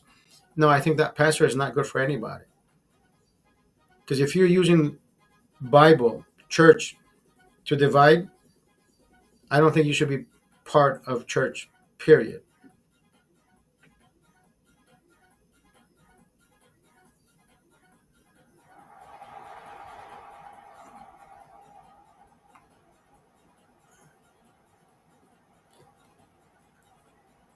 Jesus was telling his disciples not to hate Samaritans, but rather to love them, despite that Jews and Samaritans were raised to hate each other. Now, imagine again, using the same example, whether your pastor said that or he didn't. Why would he say that? Why would he bring up hate in the world where hate is already present? Hate is already capital letters and flaming red. Listen, at this point, we should all leave hate behind, especially at church. Love thy neighbor should be stamped in everybody's heart. What is happening? What is happening in Israel? What is happening in the Holy Land? What is happening where fucking Jesus was born? Hate. That is what's happening. I will never, ever fucking speak about that part of the land because hate has always happened where God was born. Everybody is against everybody, right? One nation says they are better. The other one says they're better. I've seen videos of one party spitting on the next, and this is where Holy Land should be. You know what? I will step away from any of that. I'm not in favor or against anything. I'm neutral. I've seen them spit at each other. I've seen them disrespect each other. I've seen them dismember each other. There's videos raping, blood, shed, kill kids. Bro, sick. I stay away from fucking religion because I think religion has taken a toll on the brain and mentalities of people. Go to church. Go to church. Are we safe at church? That person is using the word of God for his benefit. And I think people who go to church are being injected with such putrid thoughts, actions that are being used in the Bible against whatever the fuck they want them to believe. And I think that's even worse. Because we didn't see those things happening, but we can read about them. But then again, somebody can say, this group was bad, this group was good. Were we there to know who was good and bad? Just because the Bible says it doesn't mean it was. We are seeing the good people doing good today, but you say they're bad. The people who are doing bad things, you say, no, they deserve a chance. They should stay here. See, it's all about perspective. You are getting it. You're getting real hand information, first hand information. You're getting videos of people crossing the border. You're getting videos of people who have crossed the border and have killed people, and the illegal immigrants have done atrocities, killed, massacred, murdered, whatever. But you still think, yeah, they deserve a second chance. So it's not for me to tell you that you're wrong. I'm not here for that. It is about everything that you are being fed. It's up to you to digest it in the best way possible, whether you know or you understand, whether you're being duped, conned, or you're being told the truth, right? It's up to you. Do you go to church to feel better about yourself, or do you go to church to feel that you're giving the pastor what he needs. I don't go to church for both. I don't go to church for any of that shit. Because I don't going to church is not going to absolve me. There's not one fucking guy on earth that can tell me that they're closer to God than you and I, right? I cannot go to church and say, hey, behind closed doors, you know what? I masturbate, do porn. Oh yeah, give me 3 Hail Marys, and no, probably the guy can masturbate more than I do. So when it comes to religion, I love religion. I hate fucking church because everybody hides. Everybody hides. Everybody hides who they fucking are. Everybody is a fucking wolf in sheep's clothing.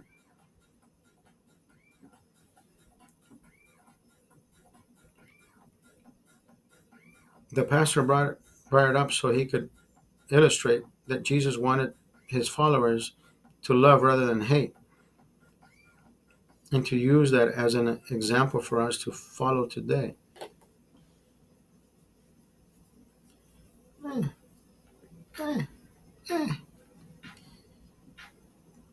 Maybe. So now, again, I'm not using it against you. Maybe he's seen that his congregation is the complete opposite of what he thought. Now he's fucking trying to gather them again and say, hey, collectively, we should all love each other. What are you doing? You know what I mean? Maybe he's not getting enough money. Who the fuck knows? I don't know. But anyways,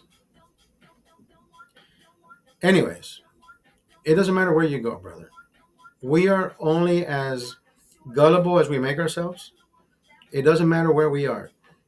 It doesn't matter where we are. Listen, fanaticism, being a fanatic of anything, sometimes obscures our dignity, our significance, and sometimes we just obscure reality from what we are injected, right?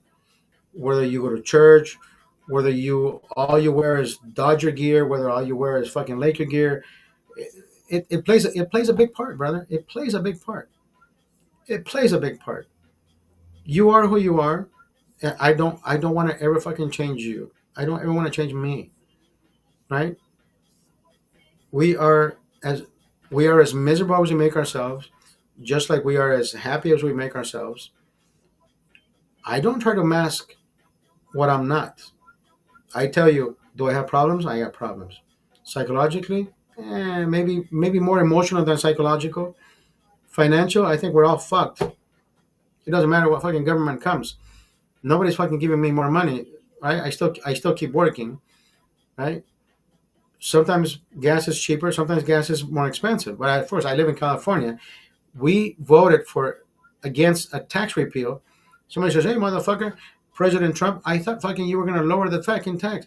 We live in California, motherfucker. Did you remember people voting in California? It was there. Repeal the gas tax. We voted against it. So now we're crying like the fucking president is going to fucking do something.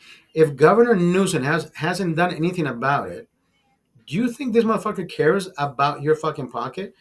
This motherfucker who has the fucking biggest fucking billion deficit, $92 billion deficit.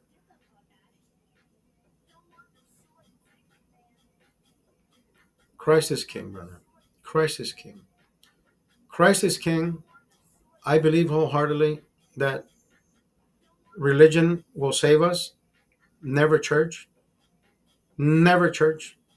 Church is a congregation of people. Church is, right, like the fucking Pope. The Pope has fucking more hard-ons than I do. Because he has never fucked. He's a man. He gets fucking boners. I get a boner. I can fucking masturbate. I can fucking look for a woman and say, I want to fucking procreate. I want to, right? Let me fucking have intercourse. I can say that.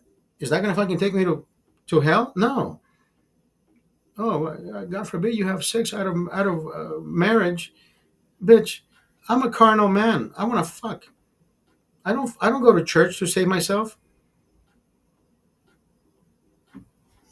You know what I mean? Like I am, brother, dust to dust, ashes to ashes. I am who I am today. I have never changed. I maybe I have. I think I become better with the years, with the knowledge that I've picked up. I am not against you. I am not against anybody.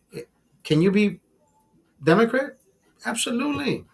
Will I ever fucking tell you to fuck off because you're a Democrat? No. But apparently everybody has fucking. I wear a MAGA hat. Bro, go fuck yourself. Like really, like dude, what the fuck is wrong with you? Like why are you mad at me?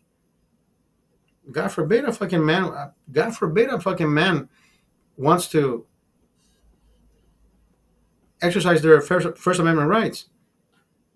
Captain Nemo says, "My apologies for going off on this tangent. I think I'm too mellow since I've been off my beer."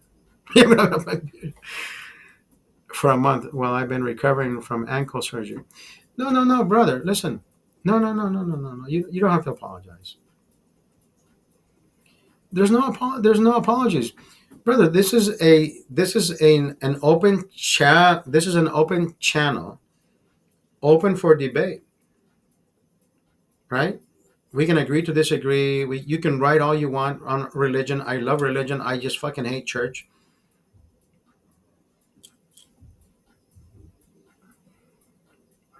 He said, "Look, talking beer and sex is way better, brother." But listen, everything at this point is all about perspective.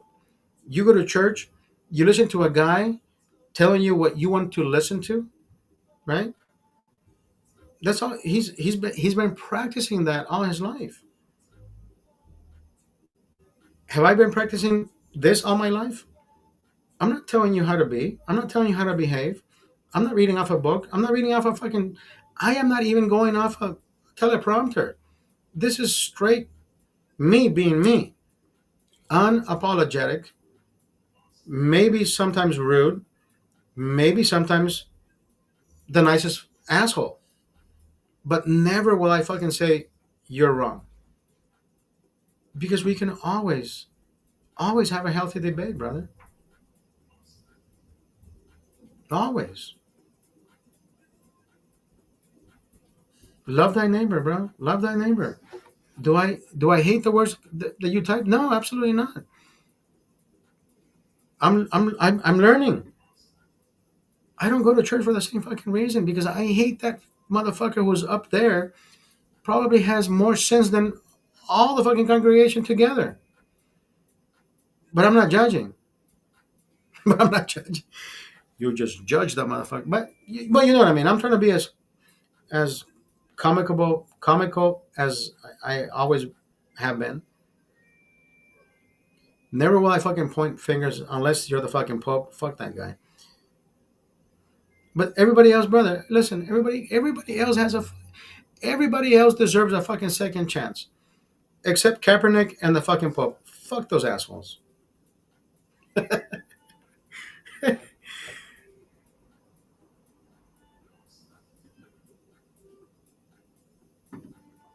I will never see anything one-sided. Tell me what you need to tell me. Can I digest it the way I want to digest it? Can I give you my point of view? Can I side with you? Absolutely. When it comes to immigration, I side with you. With whatever words you wrote, I side with you, brother. Everybody should have the right path to citizenship. The hardworking motherfuckers who are here day and night, stop wrangling these motherfuckers they're not cows, right? Even if the fucking cow gives milk, the cows are being fucking taken away. Like, bitch, I need cheese, I need milk. See the point? I know, fucking comical cow. And then when it comes to religion, when it comes to church, when it comes to pastors, everything just, my mind is one of those fucking things where I put the pastor here, but then I put the building here, and then religion on the other side. He said this about this, but not about this. So my brain dissects everything that you wrote.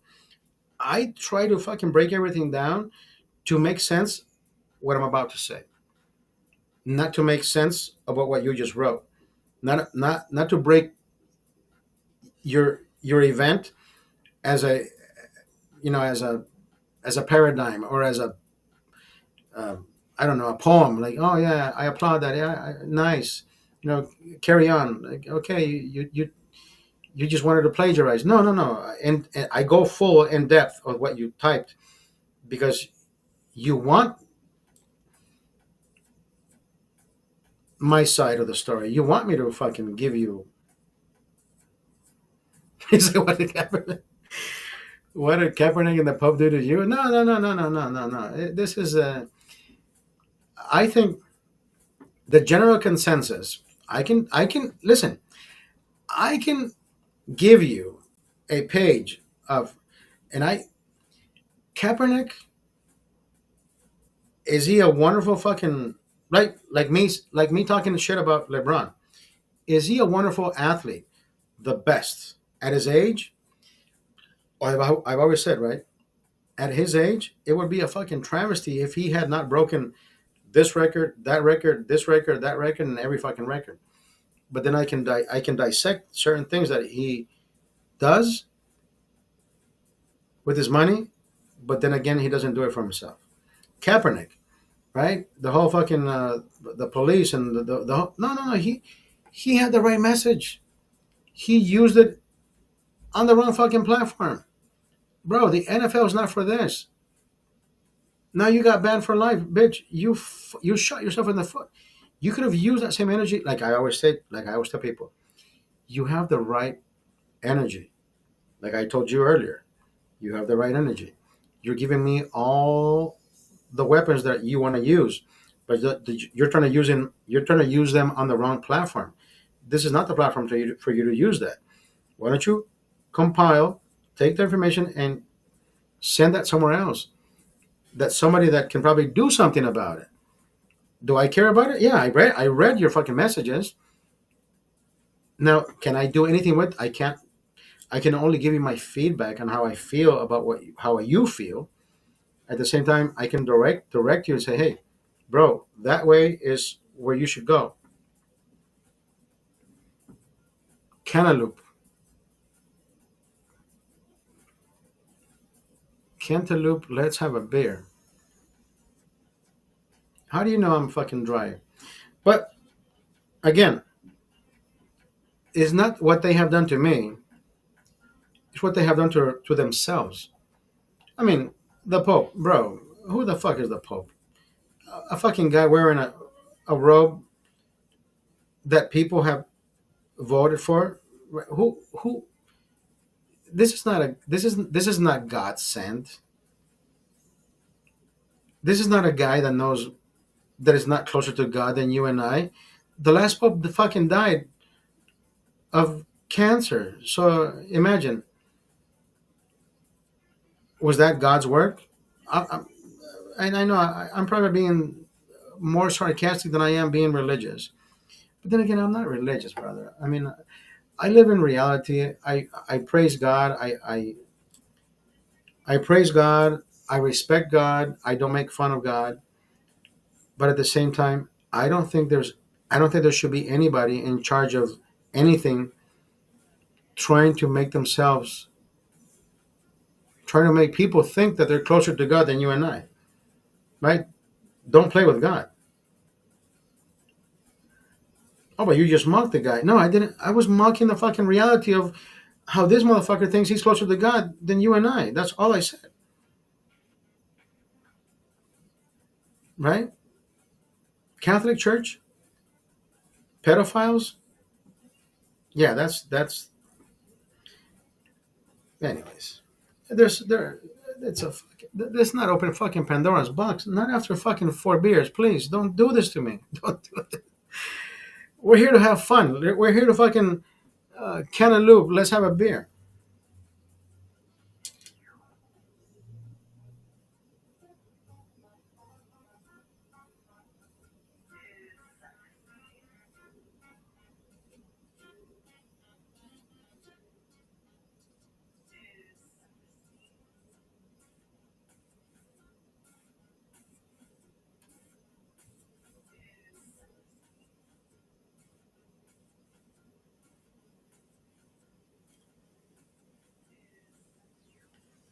Wait, you said what? Cantaloupe. Cantaloupe. Cantaloupe. Let's have a beer.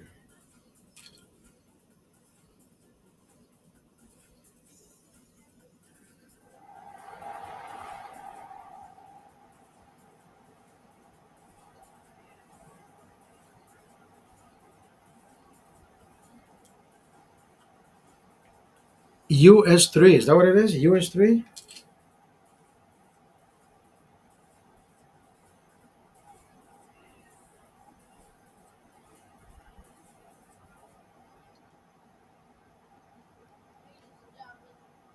As you know, we have something special down here at Bird Island this evening. A recording of Blue Note Records.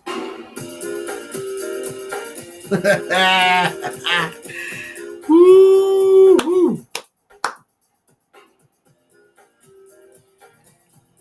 Brother, sometimes I overthink shit, and I think you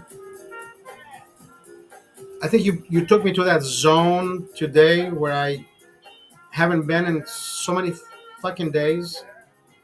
And thank you for keeping me on track. Thank you for keeping me on check.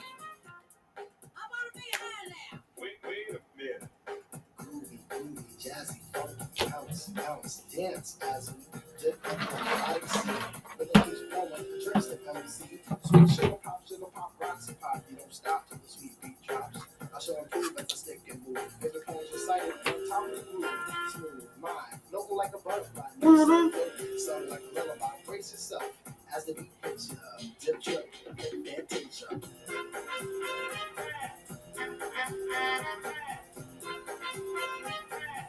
Captain Nemo.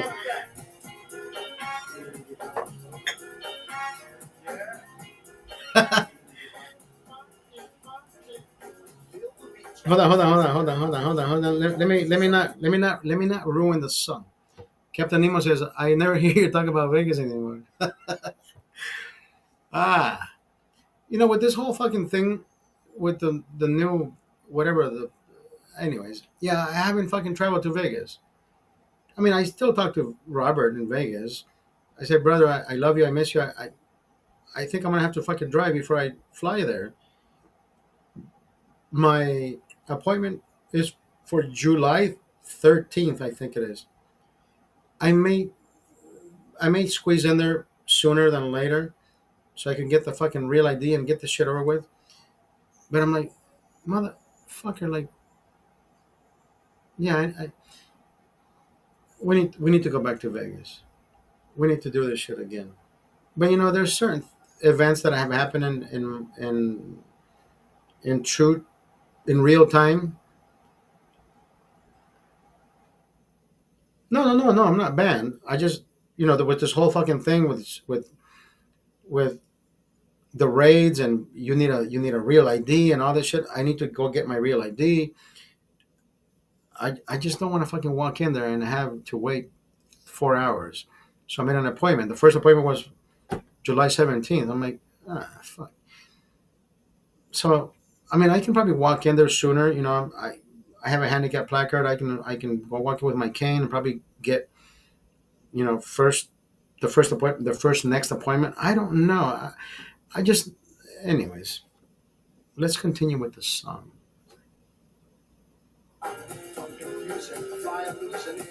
Coasting on the river and cruising up, down, round and round, round and round, but nevertheless you got to get down. Fantasy break through the beat, so you need to move your feet. The sweat from the heat. I'm the back, and I know that. The way I keep the rhymes on the floor, we were forward. Form steady flowing, going, showing sights and sound. Caught in the group, imitation I found. Many tripped and tore upon the rhymes and soared to an infinite height, to the realm of the hardcore. Here we go. Off I take ya. Dip trip, dip fantasia.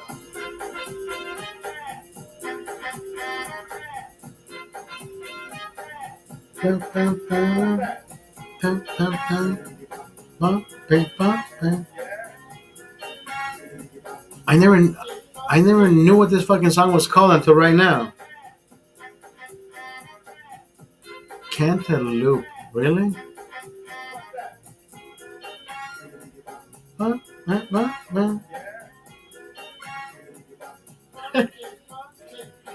That is crazy, bro.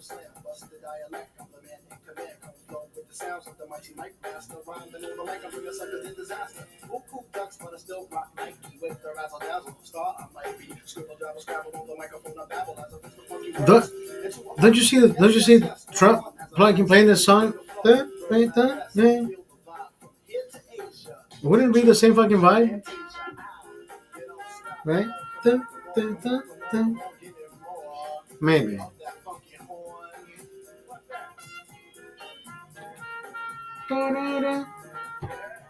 That trombone fucking hits hard. Is it trombone or trumpet? Trumpet, trumpet, trumpet, trumpet, trumpet.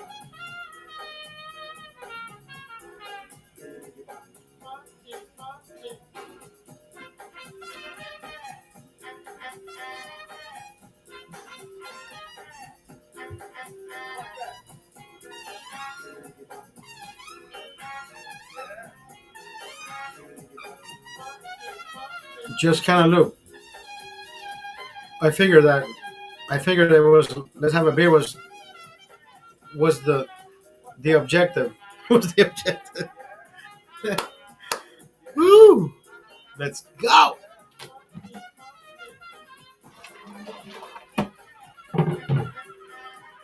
Took me a while to fucking figure it fucking.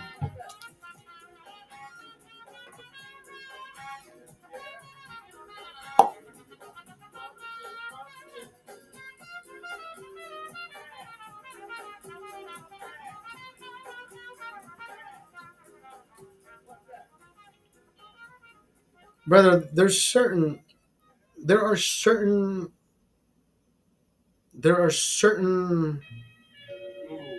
Is this really the end? Or is it a new beginning? there are certain objectives. There are certain events that I think I'm more emphatic about, like church, religion, all that shit. I don't submerge myself into most of those, but I'm against most of it, and I think I may have not misinformation. I may not have the full information. I just don't like religion.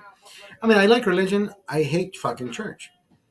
I don't ever want to fucking dig into this church, that church, the next church, or the next, because it's not about me pointing fingers on what is wrong with those churches. I don't want to fucking ever do that because your belief is your belief. Your love towards your churches, it should be yours, not me being against it. I am only against church for the same reason because sometimes they misconstrue or they tell you how to act or how to behave and how to follow certain what is it called in you're indoctrinated to, right. I don't believe in that. Can you open a book, read about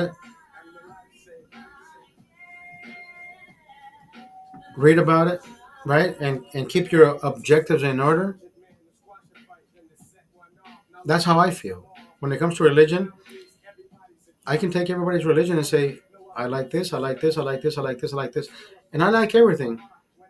But I just hate church itself. Like I hate the fucking buildings. I hate the whole congregation part because people just like to hide. They're scoundrels.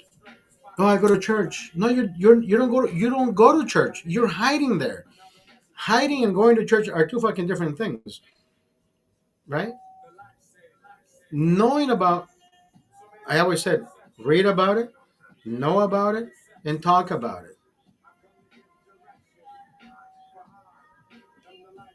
I don't ever want to be the guy who goes to church and gets called out because this motherfucker drinks every fucking day. Bitch, why are you judging me, motherfucker? Right? You're married, you have a wife, but you're sucking the neighbor's dick. Like, right? You see what I mean? I don't ever want to be that fucking guy who calls somebody else out on their fucking sins when they want to trample on mine. That's why I hate fucking church. Religion I love, brother. I love religion. Talk about God, talk about your gods. Everybody has a fucking God. I love religion. Talk about it, know about it, read about it. Period. But when it comes to the other part, scoundrels, scoundrels, scoundrels all together.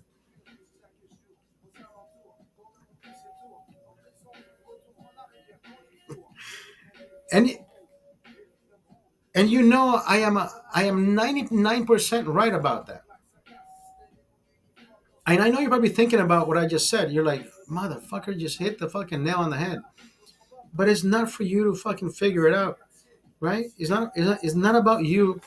Hold on. It is not about you becoming the next fucking TMZ now and looking at your fucking neighbors and say, well, who's going to church now? Let's see how much fucking dirt I have on them. No, don't do that. I didn't ask you to do that. I am just saying, for the most part, from what I have seen on my side of the fence, don't go out and fucking start taking up binoculars to see where your fucking neighbor is going. Oh shit, he likes black men, but he's married. You know what I mean? No, don't fucking do it. Anyways, that's why I don't like church, for the same fucking reason. There's so many fucking hypocrites in there. That's why. Not because I hate religion. No, I love religion, brother.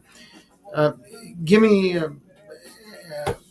Mr. Smith. You know, give me the what's this? The Commodores.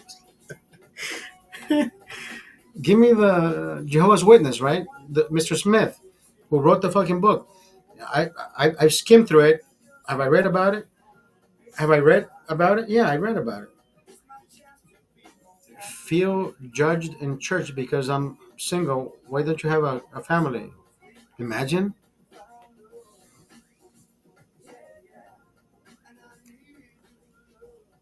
One time I'm driving Uber, right? I pick up this black chick. It was a black chick. So I start the ride and it says church of whatever the fuck we're going, right? And I said, oh, church of somebody's going to church on Sunday. She says, I'm a pastor. And I look back again. I'm like, look, this is a fucking beautiful woman, right? I don't know if she's married. I don't know her. I don't know her congregation. All I know is I'm taking this black beautiful woman who just told me is a pastor to church, right? And I'm like, I never seen a black pastor. Beautiful congregation, church. Like, we're gonna have a fucking wonderful ride. So we're driving. She says, Oscar, are you married or are you single? And I'm thinking to myself, wow, we are in the right direction. And I said, oh, I'm fully single. Then she proceeds to add, I don't know why she didn't ask this in the first place. She says, oh, so you must not have kids.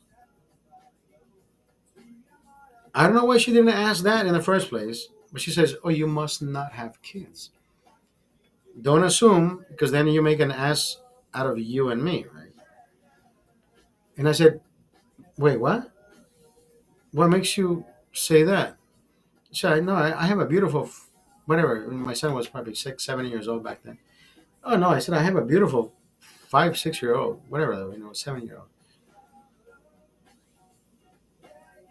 And she says, oh, my God, no. She says, you're going to hell. And I said, what? I said, excuse me? Like, what did you just say? She said, you're going to hell, having kids out of wedlock. And I said, wait, you said you're a pastor, right? I'm driving, right? So you say you're a pastor, right? She says, yeah. So you read the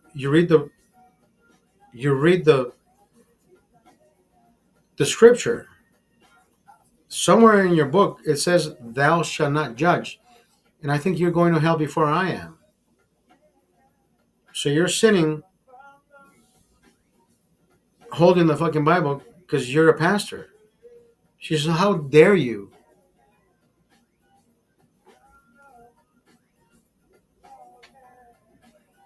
Keith says, women are scandalous. And I said, she says, how dare you? I said, no, how dare you? So you want to come in my ride? You want to tell me that you're a pastor? You want to tell me what you believe, but I respond to you in the same fashion. So now it makes me the bad person. I said, ma'am, you know more about the Word of God than I do. I don't go to church for the same fucking reason. I don't, right? Your book says, thou shalt not judge. And that's exactly what you just did. So therefore, you sinned before I did. You can't call me out of my sins. You cannot do that. If I was in your congregation and you said what you just said, then I would have fucking said, hey, you know what? She's talking to me, but I'm pretty sure there's more people in here and not directed to me. This is not you being a pastor. This is you trying to be a fucking bitch in my car. Yo, Robert. Christ is king, bitch. So she says,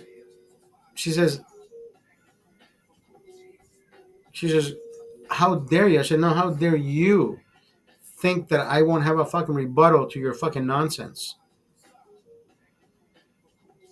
I said, ma'am, listen, I will transport you from point A to point B. Now, at this point, I don't think we should talk about religion because I think your religion is at your church. This is not your church, and this is not my church. Right? And she said, you know what? You're right.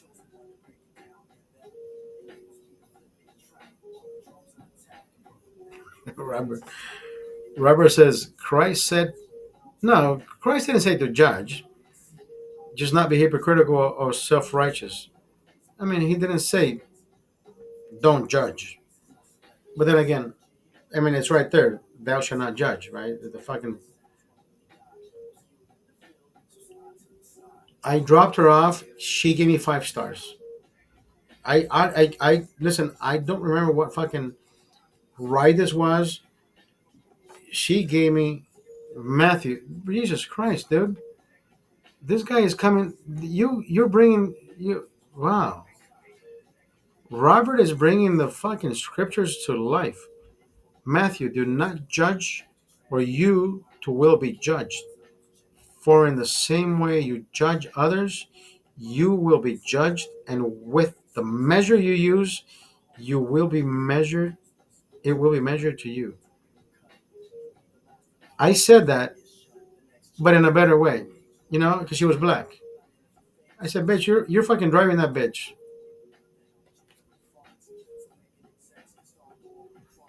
I said it in her tone. She was black, right? I said, no. I said, girl. Don't come at me with that shit, girl. Girl. No, I can't. I'm trying. I'm trying to be racist. I can't be racist. I'm trying to be racist. I don't know how to be racist. I'm trying to fucking call out a fucking black girl being black. Girl, stay in your lane, girl. I can't be racist even if I fucking tried, brother. I do remember telling her, you are the pastor. Your book says, thou shall not judge. And you're judging me. You've said the nigger word, it's okay. I've said the nigger word. I've said it. But I've said it with context. Like, I can't just say, hey, that... Yeah, I mean, I've used it. Yeah. Oh, fucking shoot me for it. Come on. Remember when that fucking... Did I ever tell you that fucking black guy pulled a fucking gun on me and I fucking called him the N-word? Anyways. Listen, I'm not racist.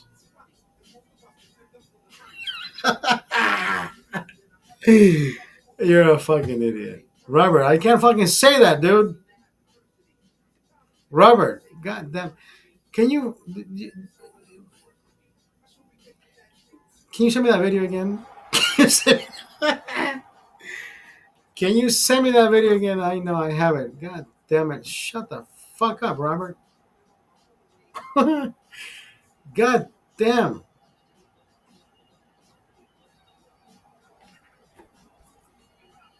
He went that way. He went that way. He went that way. Fuck you. Why are you trying to fucking don't play with my emotions, please.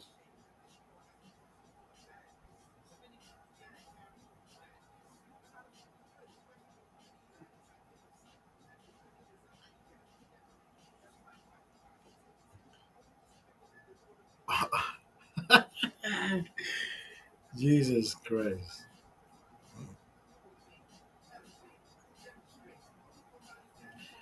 Robert, you know what? I like context. I think this has been one of the best congruent, adhesive, more in depth broadcast that I've ever done. And it's not me talking against Captain Nemo. No, no, no. Captain Nemo actually brought the best ammo, and it wasn't me trying to trample over his words, his misinformation, his information, his religion. No, it wasn't any of that. Right? Captain Nemo follows a certain, I don't know, has certain ideas that I won't go against, but at the same time, I have feedback, right? But it's not negative feedback. It's whatever I think is positive to the effect of whatever was provided. Probably it's negative to him because that's not the way he thinks, and it's not about me trying to change his way of thinking. But at the same time, right, an action deserves a reaction. So he posted that, and I gave him. Here we are. This is 2 hours later, and we're talking. Anyways, you have to watch the show to understand what we talked about. Never a disagreement, never an agreement. Maybe we agreed on certain things, but at the same time, always on the healthy side. Never, get the fuck out of my pay. You fuck you, and you know your shit, and you don't know what the fuck you're talking about. Because I don't play that. I don't play that part unless I was on. What is that fucking page? With Yeah, exactly. If I was on that fucking page with Simon, that everybody goes against everybody's fucking grain, then yeah, Debbie Downers all together. These motherfuckers are Debbie Downers.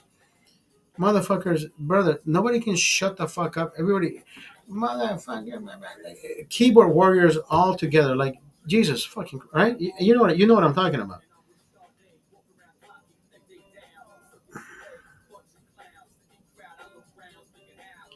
My fucking blood pressure was at a systolic nice 75/90. Now I'm fucking 110. Jesus fuck. You say, Simon, my fucking shit is about to fucking start boiling again. My shit. Fuck those motherfuckers. You know what? We should go live on that. No, fuck them. I don't give a fuck about them. I think I need more beer. What time is it? 11:45. Can we do another 6-pack? Yeah, I can't do it. I'm fucking with you.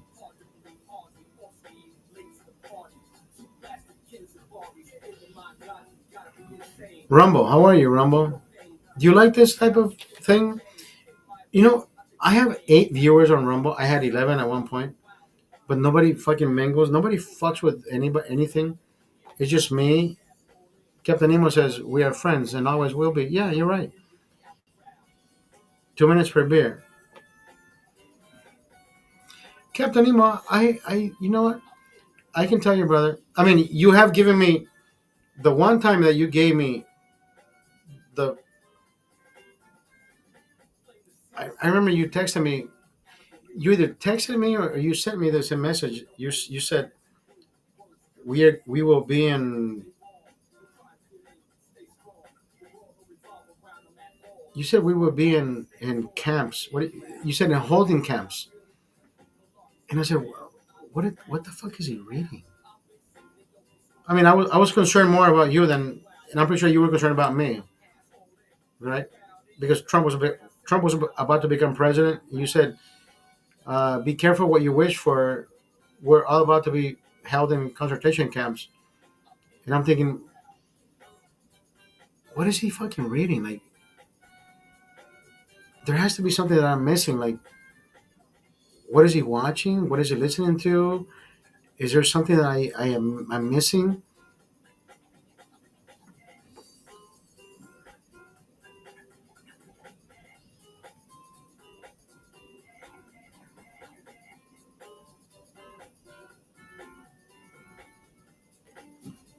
What happened to Keith? Where's Keith? Keith. Oh, Keith said amen. Amen. And I remember you posted something like that, and I'm like, what is he watching? What is he following? I I don't fucking know, bro. And it's not me calling you out, by all means.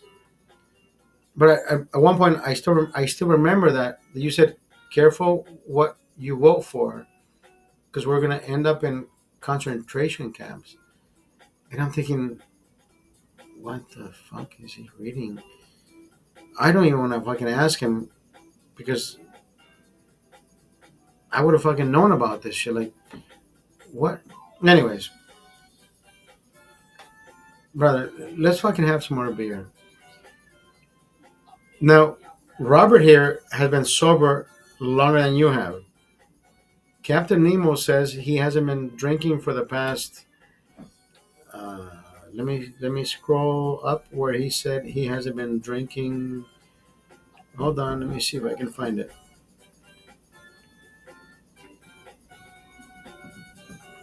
He has.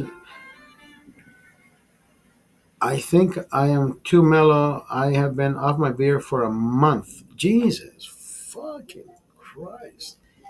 That takes a lot of fucking dedication. For you to be off your beer for a month, Robert Biohazard here has been off the fucking liqueur, any fucking type of alcohol. What are you, like 8 months already? 7 months? Robert, my hat's off to you, brother.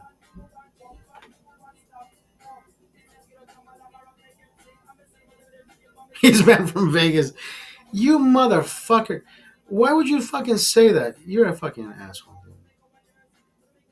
I am banned from Vegas. Where, dude? Jesus fucking Christ. Captain Nemo. Robert. Where am I? Motherfucker, I will fucking pee. I'm gonna fucking pee on your mattress, bitch. I am headed to Vegas this weekend. I will fucking pee on your mattress, asshole. And I will record it. Now I'm banned. Now I'm banned. I will fucking record it. I say I'm peeing on fucking Robert's bed. Now I'm banned from Vegas, asshole. 7 months today. That's fucking crazy, dude. That takes a lot of fucking dedication. That takes a lot of fucking willpower. You have no fucking idea. I go past one. I mean, I've done 30 days. Don't get me wrong. He said there's a reason you're not here. Fuck you. You just told me somebody fucking is using my bed, asshole. You told me there's somebody there this weekend.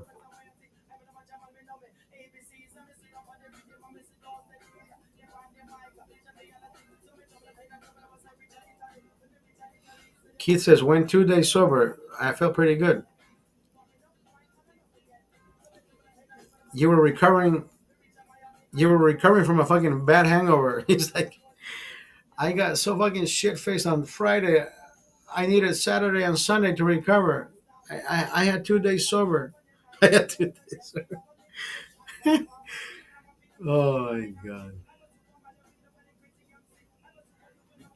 Captain Nemo says, I can't walk on my ankle yet, and my wife thinks I might crash my knee scooter if I drink now.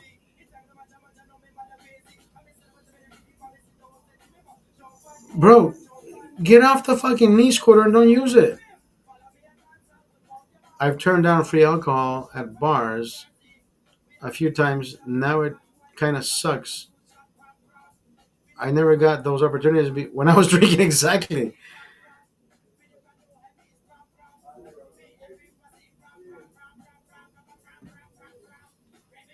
Yeah, my friend Carlitos flies in tomorrow.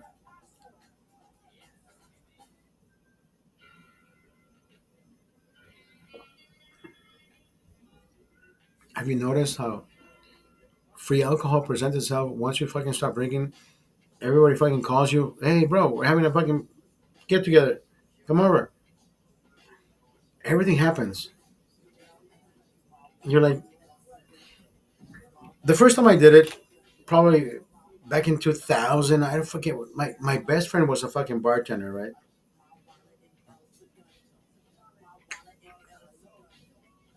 She would always take care of me. Always. If I drank 20 beers, she would say, charge me, 5, 10, so I can give her the fucking tip. She would always take care of me. Always, always, always. So at one point, I said, babe, I'm not drinking. She said, what the fuck is wrong with you? I said, I need 30 days. I'm running, and I want to, lose some weight, and I did. So everybody around me fucking respected me because I was drinking, cranberry and whatever the fuck, sparkling water. And everybody said, how the fuck do you do it, bro? Like, everybody's fucking drinking, everybody's fucking buzzed. And I'm like, smoking cigarettes with them, and I'm like, yeah, it's easy, dude. Like, don't go for the fucking beer. No, I can't do that. Even with cigarettes, right? I stopped smoking. I didn't stop smoking. I stopped buying cigarettes. People say, bro, how do you do it? Like, I need a cigarette. You don't need a cigarette. Your body is telling you that you need a cigarette, but your mind says, hey, bro, your body fucking thinks he needs it. He's going crazy. He's going to go fucking buy it. Look at this shit. Right? You leave your house, you go to the store, you buy this shit. So now you come back, and now listen, if you don't leave your house, nothing will ever get spent. Nothing will ever get consumed. You only go out to buy the shit that you want to consume. So don't blame society for having cigarettes. Blame yourself for getting out of your fucking bed and going to fucking purchase it. Because literally you drove 2 miles to the next liquor store, supermarket, gas station.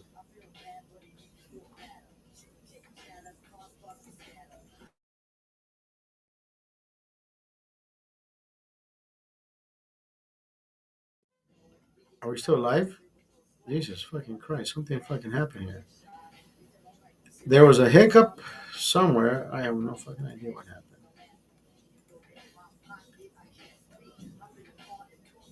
Are we still here? Can somebody fucking give me a message? Or I gotta take a leak.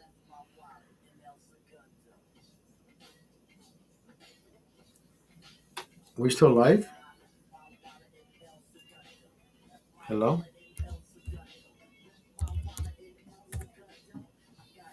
Oh, we're still live. Okay, I gotta take a leak. Hold on, I'll be right back. I gotta take a leak. I'll be right back.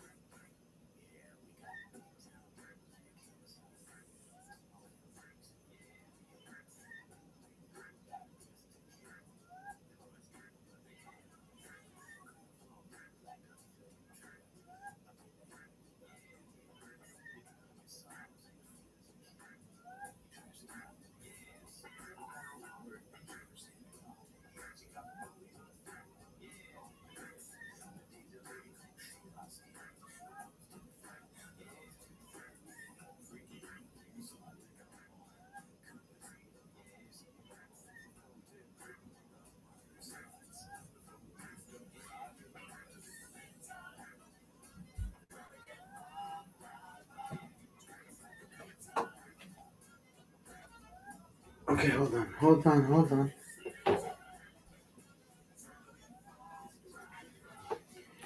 Hold on. I just have too much fucking shit on my fucking hands right now. Because I have got to go. I'll talk to you later. Okay, go. I have so much shit on.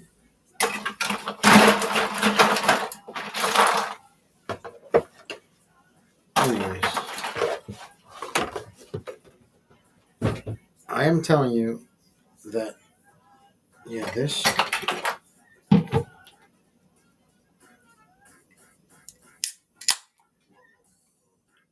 is gonna extend. I don't know how long, but hey, I already drank 6 Modelo Negras. And why the fuck is this? Why is this? What the fuck is happening?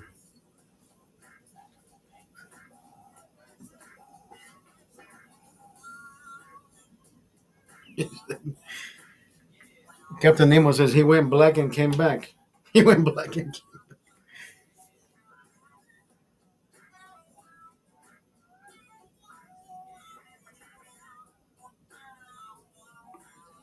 What the? Oh my god! I hate this.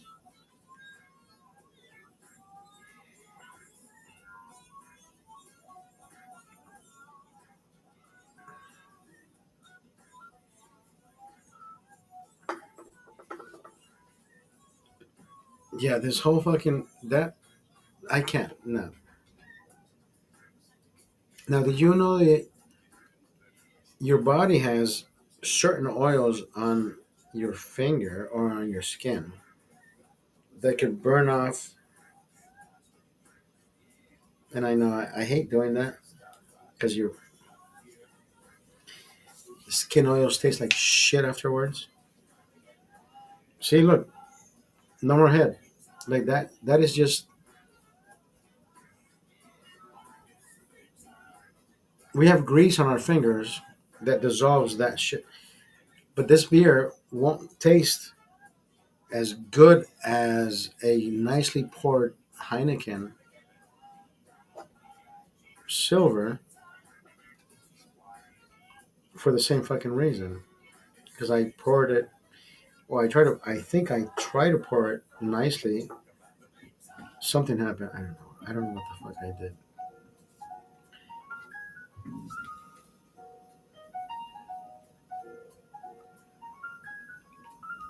Now let me tell you this, Keith, Captain Nemo, Robert. Thank you for being part of Rumble. Because for the most part, nobody knows where Rumble comes from.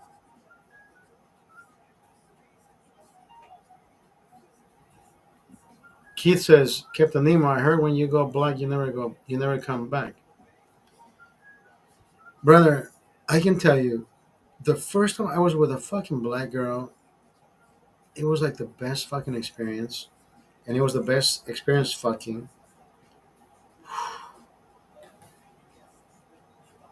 Chef's kiss. Like, I have never seen such big. It was like a prawn. It was like a prawn. And I licked that and I ate it and oh my god. It was fucking the best fucking experience. The best experience. What is her name? What is her name? What is her name? What is her name? I can't fucking remember her name. That was one of the biggest clits I have ever seen in my life. And I said, can I take a picture of this? I swear to God, I asked her. I said, can I take a picture of this? She said, what do you mean? I said, I've never seen such a big clit in my life. Can I? Like, I was a fucking photographer of fucking National Geographic. Like, she says, yeah. God damn.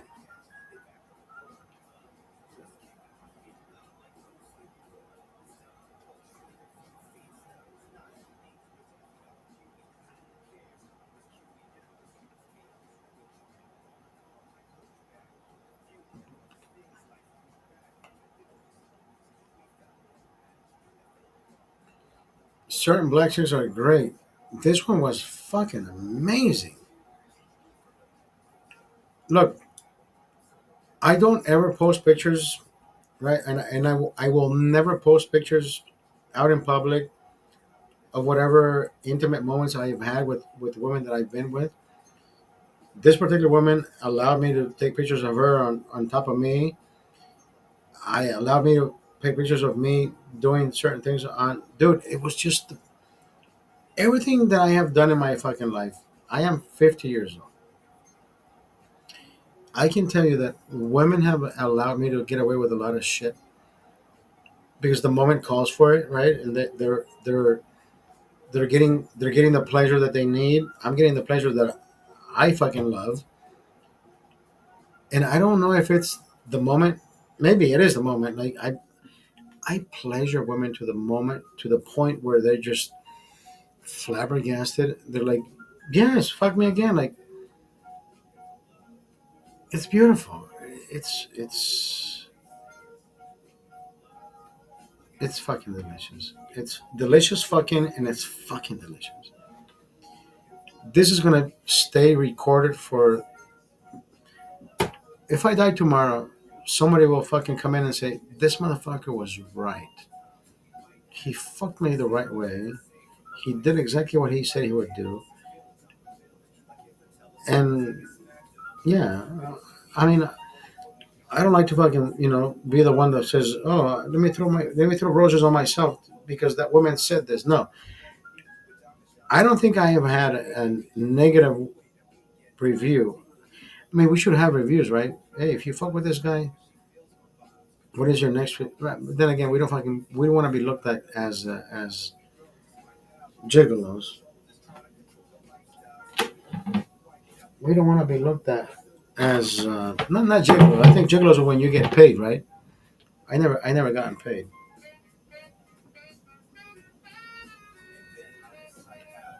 I don't know where Roma comes from. Just don't ban me for being from the opposite side.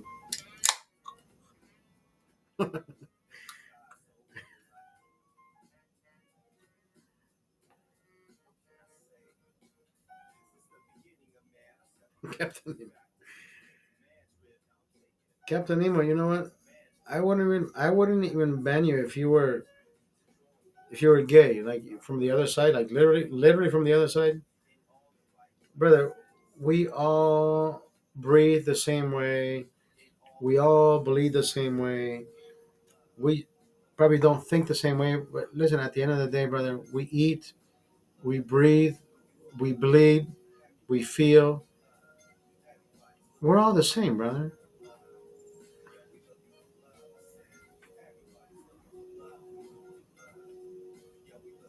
Keith says, Oscar, I had a black girl knock on my apartment door. Did she ask you for $1? Did she ask you for a fuck? I am so fucking. You played Yahtzee with her. Yahtzee meaning you fucked her.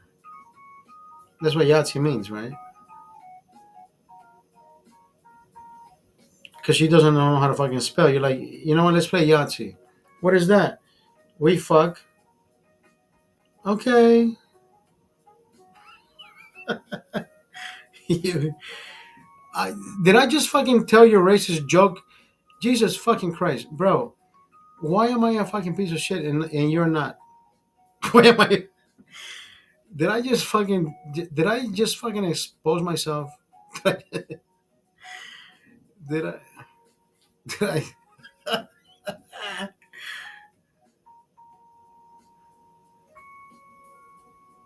She said. She said. Spell one. She said ONE. She's like, no, you're wrong. WON. Bitch, I'm fucking you. I'm fucking. Oh my god. Why do I fucking think this is Friday? I think this is Friday, and it's not fucking Friday. It's Thursday. Why did I bring all these beers? I'm not gonna drink all this shit. It's not fucking Friday or Saturday. Jesus fucking Christ. Hey. I'm gonna stop myself. I'm gonna stop myself here. Jesus fucking Christ. I'm losing perception of fucking reality here. This is, yeah, this is not Friday or Saturday. Jesus fuck. It's Thursday.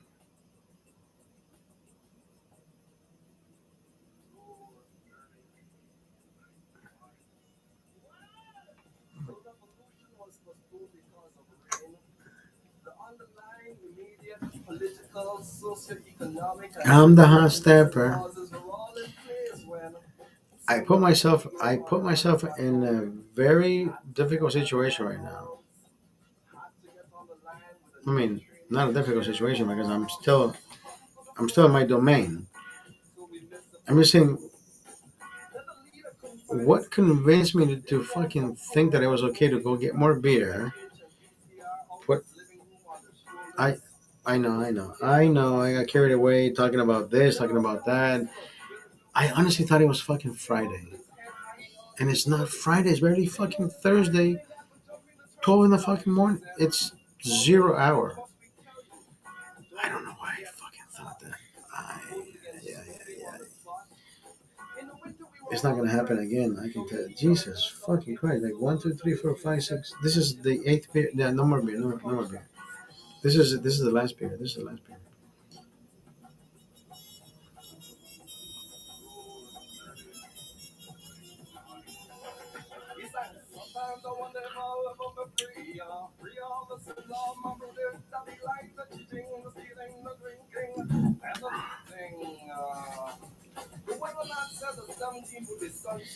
Captain Nemo, Captain Nemo says, "I lose perception of reality all the time. It's called retirement. It's called retirement, brother." I love a healthy argument. I am glad we got to discuss main events, actual events, whether it was abrasive or not. I I have no regrets. I can't say I'm sorry that I think this way. It is what it is, you know. Reality is, I honestly thought it was fucking Friday, and it isn't. Fucking rude awakening. Like I gotta go wake up in the. I mean, I usually go to sleep between 12 and 12:30. So at least I didn't get that carried away, even though it's a 2 hour and 44 minute broadcast. That is fucking pretty impressive. That is pretty fucking impressive for us to be at 2 hours and 44 minutes of a broadcast, and it's been a good fucking broadcast. There hasn't been a fucking gap or me saying, "Hey, let me be absent for 30 minutes." No. We've been engaging with each other for the past 2 hours and fucking 44 minutes. Captain Nemo, much love, brother. It's exactly that, It's the consideration of never disrespect. We have agreed to disagree. We respect each other's points of views. You have brought more light than shade, and I will never shade your light. By all means, you also have big shoulders. Don't fucking threaten me with a good time. You said 50 more for three. Yeah, I don't think I can do another beer. I don't think I can do another beer. I think this is it. I think this is it. And mind you, I have been fasting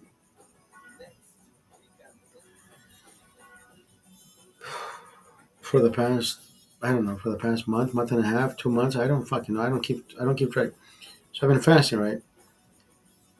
So I drink coffee in the morning. I do this. I do that. And sometime in the afternoon, I either eat a heap of food after I jog, or I don't eat at all, like I did today, thinking I have all the energy that I need to deplete and not eat and drink all the alcohol that I think I want, which I am.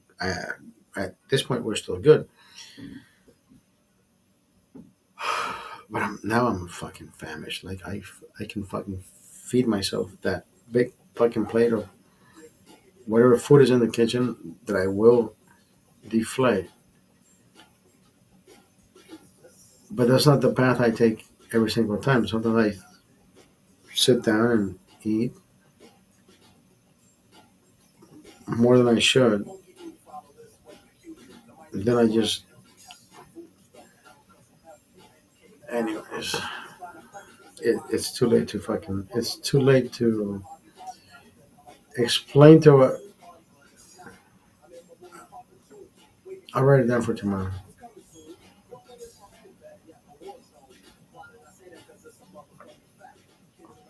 I will write it down for tomorrow's story. Because at this point, gonna threaten with you with a good time. Don't you fucking threaten me with a good time. Listen, at this point, I'm being honest with you. 12:15. I threatened myself with a good time, but I forgot to look at the fucking clock. I'm out of here. Hasta la vista, baby.